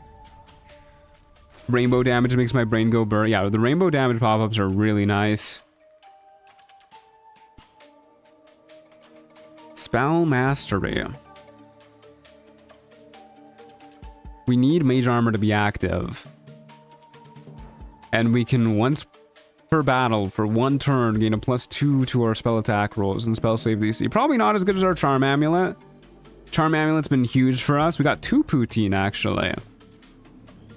That's quite nice. Okay, we should definitely buy Anointed and Splendor. Help us maintain concentration. That's very important. And then we save up for a Charisma increase, because that is also very important for us. Okay, we have +5 to our concentration saves now. Constitution saves in general. We can go ahead and short rest to get our spell slots back. We're still concentrating on Hex. 5 enemies spawning. Probably means we're going to switch to Call Lightning or something. We do still have Fireball. So we might just use Fireball. I so desperately wish that Fireball had its tabletop radius instead of the nerfed radius that they have for Baldur's Gate 3. In tabletop, this radius is twice as large. Could you imagine? God, I wish. Okay, we got 3 enemies here, another one over there. I don't like this map either. This is one of the ones that I'm not the biggest fan of. Vines everywhere are hard to avoid. They really are everywhere. I guess we go towards the 1 spawn over here. And we try to get away from the vast majority of enemies and hope whoever spawns here isn't too scary. An Imperceptor of Bane? I don't think I know what this lady does. I don't know if I've ever fought this lady. Agile Guardian. You're the one with Colossus Slayer, Kobold Looter. Okay. Well, I don't know what this lady does, but as long as it's nothing too crazy, I think we should be okay. Maybe I'll keep a counter spell slot open, just in case though. Larian taking our big fiery balls. Yeah, it is kind of fucked up that they've stolen our big fiery balls. We could go next to this ledge here. a little spooky. I guess we'll press up against this like railing. I think she's the lady at the fireworks store in Act 3. Oh yeah, I've never actually gone to the fireworks store in Act 3. She has bombs. Don't like that. Bombs mean unavoidable damage. I do not like unavoidable damage. Yeah, I should definitely go to the fireworks shop in one of my runs sometime.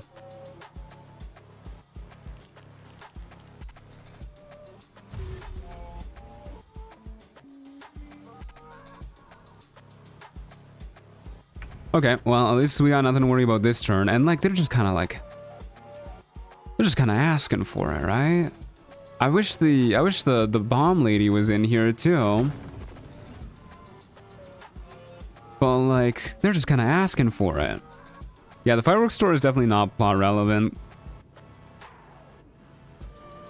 Hey, WT Burner. What is up, fellow Matt? Nice to see another Matt. Always happy to see one in the wild. You know, Young Gravy's name is Matthew. That threw me for a loop. He doesn't seem like a Matthew to me. Yeah, I'm just gonna blow these guys up. I got to do it. They're just so fireballable. That was nice. I liked that.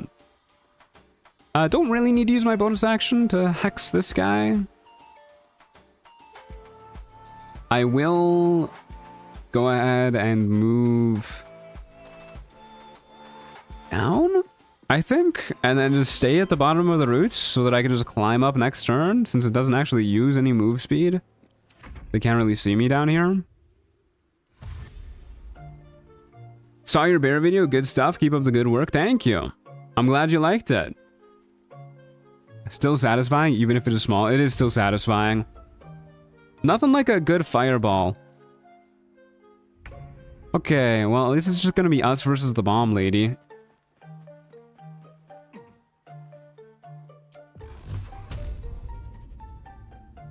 Okay, there's a pixel where we can target her. Okay, I'm gonna go ahead and hex her. Shoot her once, shoot this guy once. Okay. Well, this fight just got a little bit harder. That's my bad. Do I kite them down here? I'm assuming they're just gonna climb down this turn. I'm gonna go hide in these bushes. They'll never expect me to come out of those bushes. I don't think she's expecting... Oh dear. Okay, that's terrifying. I don't want that to happen. Good lord. Fuck me. She's a full 9th level spellcaster, huh? With 81 HP? Good lord. I don't... Okay, well, we gotta counterspell this. If we get hit by it, we're just gonna die.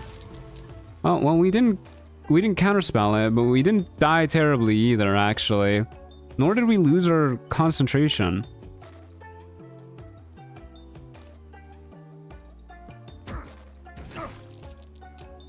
Okay. Still alright. We're living. Can I shoot this lady from here? Sure cannot. I don't know if we can get out of this ice. I think if we move, we're just gonna slip. But we gotta go somewhere if we want to hit this lady. I don't know how I'm gonna do this. Is there truly no pixel I can shoot you? It looks like my beam is pretty close to being able to shoot you. Of course, like, it can target the centimeter next to her foot. Just can't target her. Okay, well, this is certainly Akko Taco, as the kids say. I'm just gonna get this guy dead with 2 beams, and maybe she'll come down here. And if she doesn't, I don't know. We'll worry about it then, I guess. Fuck me. I thought I could move an inch without slipping. That was bad. Okay, well, we're gonna do this. And I guess we'll just, fuck, what do we do? This spot is actually horrible. The fact that she can hit us, we can't hit her.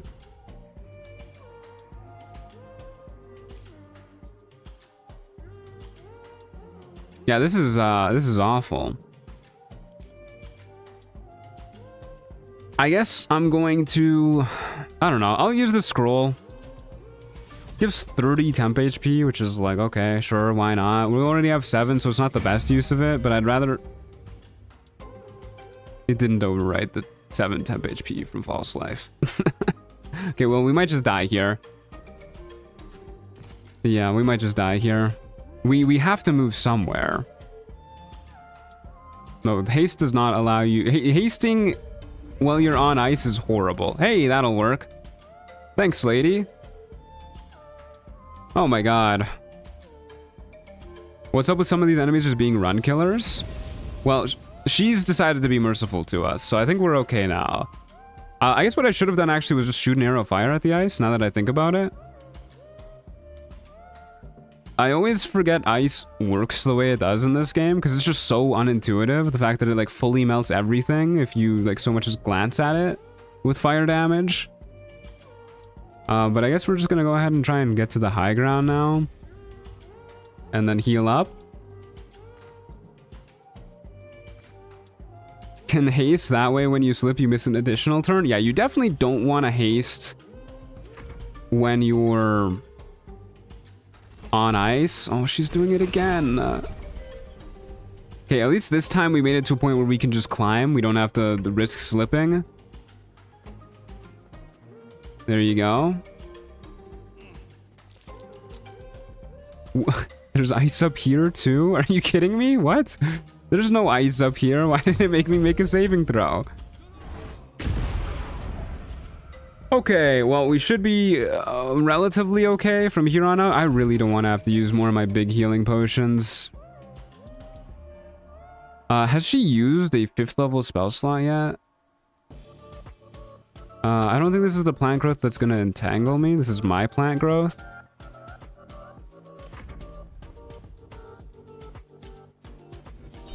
Oh, magic missile. All right.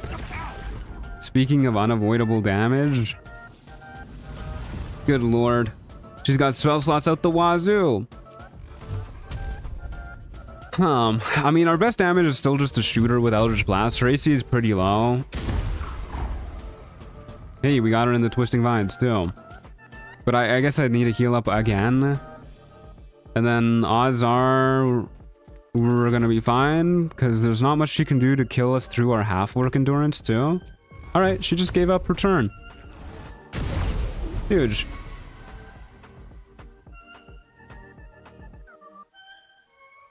The question about run killers deserves a complicated answer, but the short answer is that the entire game system of D&D 5e/Baldur's Gate 3 is not balanced around a one-character party. I have a lone wolf mode that smooths the roughest edges, but I don't fundamentally change the game you're playing. Yeah, that's for sure like a really good point. I just don't think this game is ever going to be balanced around being lone wolf, which is why I'm not too upset when like a run killer pops up or something. Especially because the run killers are usually pretty cool. And often there's usually something that you can do in Trials of Tav that just like isn't immediately obvious, especially with like the crazy consumables you can get. Like I definitely could have figured out a way to kill that Abishai yesterday with the wish spell, but it just didn't immediately occur to me because I'm just so used to playing a more mundane style of Baldur's Gate 3. But there's usually something you can do. Especially with Lone Wolf, there's a lot of exploits and whatnot. Fog Cloud, Grease, False Life, all these spells no longer require spell slots. Burning Hands no longer requires spell slots. If I mean, I don't have Burning Hands, but I wonder if that's going to work with Warlock spell slots too. Because it has like the regular spell slot icon here. Does this mean I can have upcasted Burning Hands that I just spam?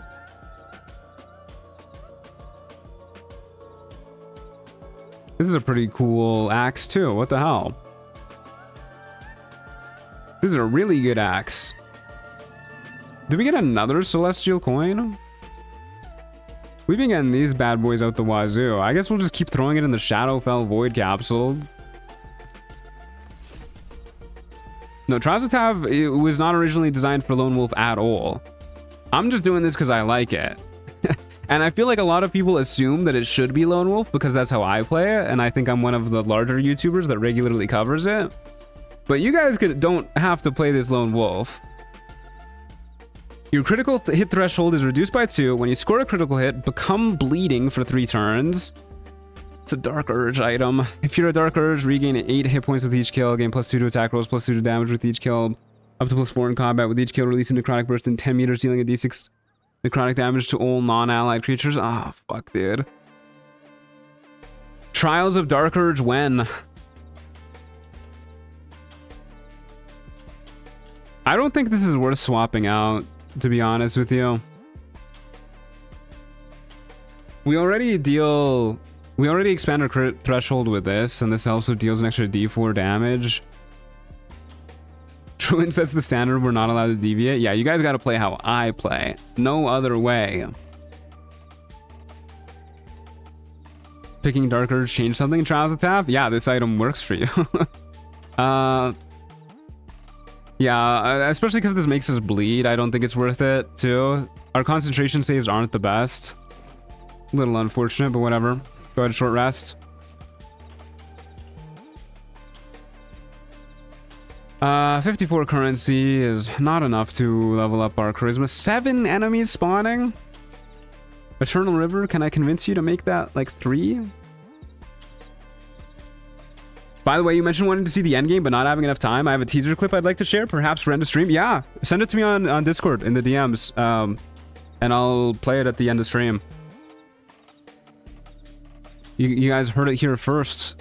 A teaser for something in Trials of Tav by Eternal River, the mod author, coming up at the end of stream. Okay, let's go ahead and quick save, and pray to God this next fight isn't too scary. 7 enemies? That's a lot. We're getting an exclusive teaser? Hell yeah. I love exclusive teasers. Okay, don't like how many enemies we got going on here. A part of me wants to instantly go ahead and use like Call Lightning and just like, or sorry, not Call Lightning. Why did I say that? Expeditious Retreat. Oh my God. Expeditious Retreat and skedaddle away. I can't use haste in a fight where 7 enemies are about to pop up. I think we'll just do a regular dash and just start running away, and then probably Call Lightning on our way out. That acid is still there. Yeah, it is. Kobold Inventor, Blood Mirror Skeleton, Nightblade. Some scary enemies here. Maragon can be kind of frightening. He makes your ass stay in place with Sentinel. Okay. Do you have evasion? You do not.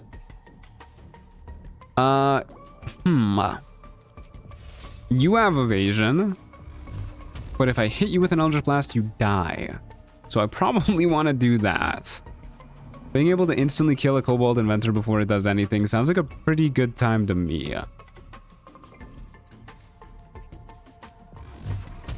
Hate crime the enemy near the ledge? What?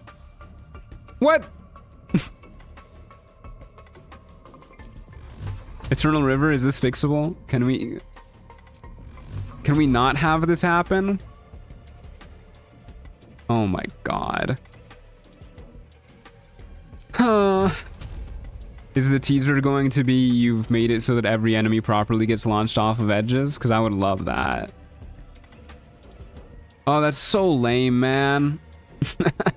That's so lame. Okay, well, I don't know what we're doing with our turn now then.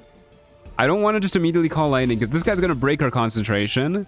Because he's going to set us on fire and we just don't have the con saves to make it past that. We can't hit anybody else. Do I just dash away? I can't kill him with Call Lightning because he has evasion. Yeah, this is pretty rough. Good luck on your runs, Trent. Thank you.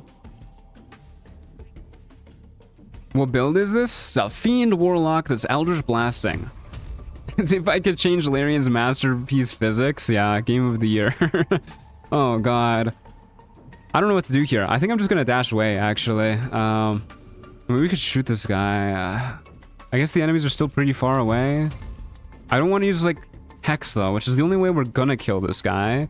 Because if we Hex, we're not going to be able to call Lightning. Oh, whatever. I'll Hex. I'll Hex. Oh, we're missing 1 HP. Colossus Slayer is going to trigger now. Should I heal then? For 1 HP? Nah. Cloud of Daggers? I don't think Cloud of Daggers is the play either. That just has like the same problem. We're concentrating on a spell to kill one enemy. Hex is at least we kill him and then then we still have it up to kill other enemies. Like, I think that's okay.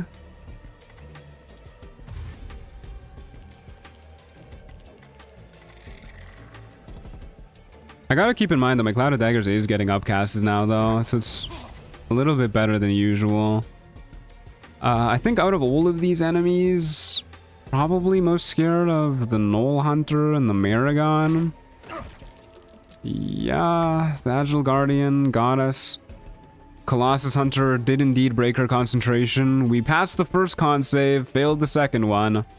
That's a classic. But, my god.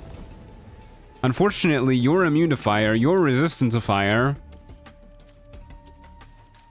But, like, my god. Holy fireball value. Not as valuable as it looks at first glance, but it is pretty good.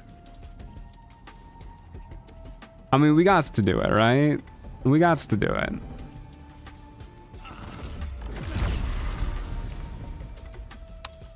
Damn, a lot of those guys saved. Missing the halfling already? No, I think this run would have died a long time ago if we were a halfling, actually, just because of the lack of move speed. We'd be struggling to kite enemies even with Expeditious Retreat if we were a halfling.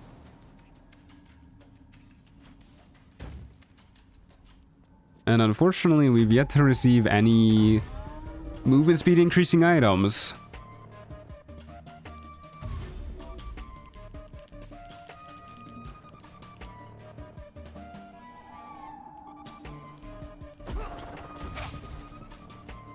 Okay, well, this is looking fine so far. I actually kind of wish that did knock us forward. God, the Maragons are so fast. I hope I'm not in his reach. Yeah, Halfling makes line of sight terrible too, which is another thing worth considering when you're doing Eldritch Blasting. Okay, still alive, still alive. This Maragon's gonna be really, really scary in a moment. I would love to kill this guy. I would love to kill like all of these guys, to be honest with you. Yeah, Wood Elf is really good. You know, I actually kind of want to try Wood Elf in Trials of Tav sometime. I think that would be a really good race. Should probably kill the melee guys before the range guys. Yeah, like the Agile Guardian is annoying, but I think what we're gonna do is we're gonna kill this guy. Fuck me, we missed. Well, let's not go in the acid, but we will go ahead and heal up. I don't think he has another arrow of Roaring Thunder. I think the Maragons only have one. Oh, good lord. He can still reach us from there. Yeah, at least this guy got charmed, even if we didn't kill him.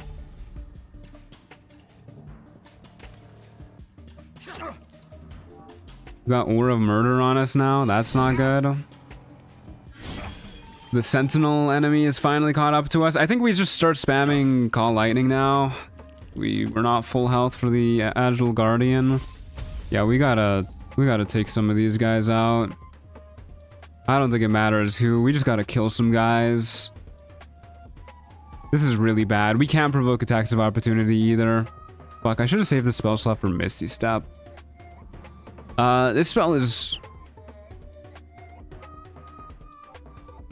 usable.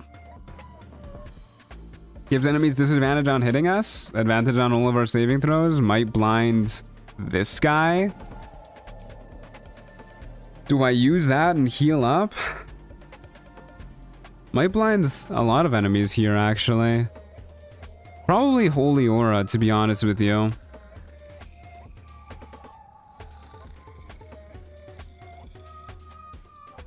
I guess this is the play. I don't really, it doesn't say like any of the DCs or anything, or like the radius of this or whatever. 9 meter radius. Fuck, that's not gonna reach. Okay, hold up. I mean, it's just gonna be a spell save DC. DC 15. What type of save is this? Doesn't say. I'm gonna assume it's a con save. +3. Okay, we'll Holy Aura. And then we'll go ahead and heal. And we'll move close. Oh, here's the radius. That's nice. We'll move closer to the enemies so that they're more likely to get blinded, I guess. Weird choice, but whatever.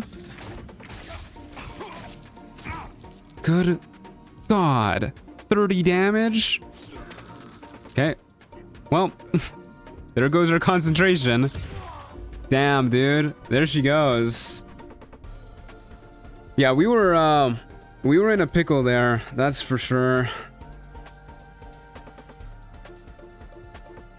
Unfortunate.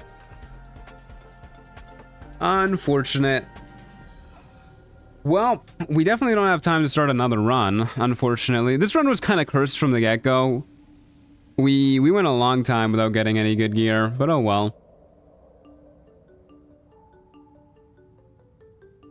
Yeah, that 30 damage from the null was crazy.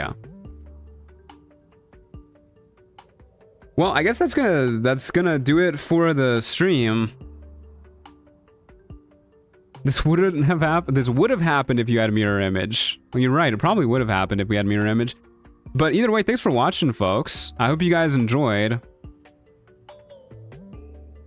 I am going to, yeah, well, I guess I'm gonna go see if we can pull up the...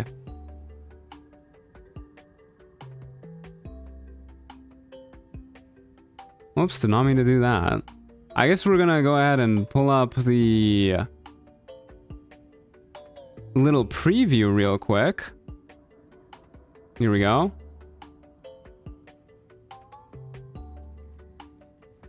And I'm gonna make sure that I don't accidentally leak my DMs or anything. So I'm gonna see how to do this in such a way where I don't do that. Okay, this should be fine. Okay.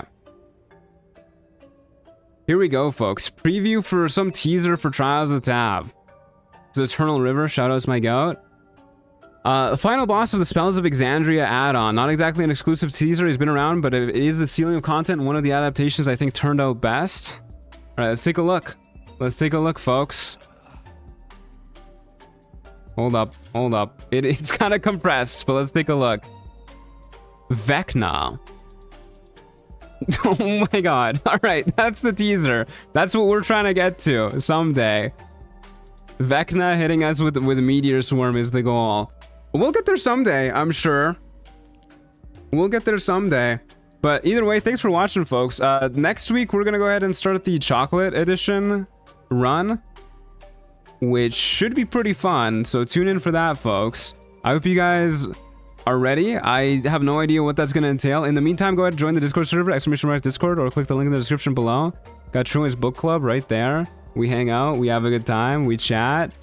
And I will see you guys next week. The teaser is getting blown up, it really is. Either way, thanks for being here, folks. See you next week, 11 a.m.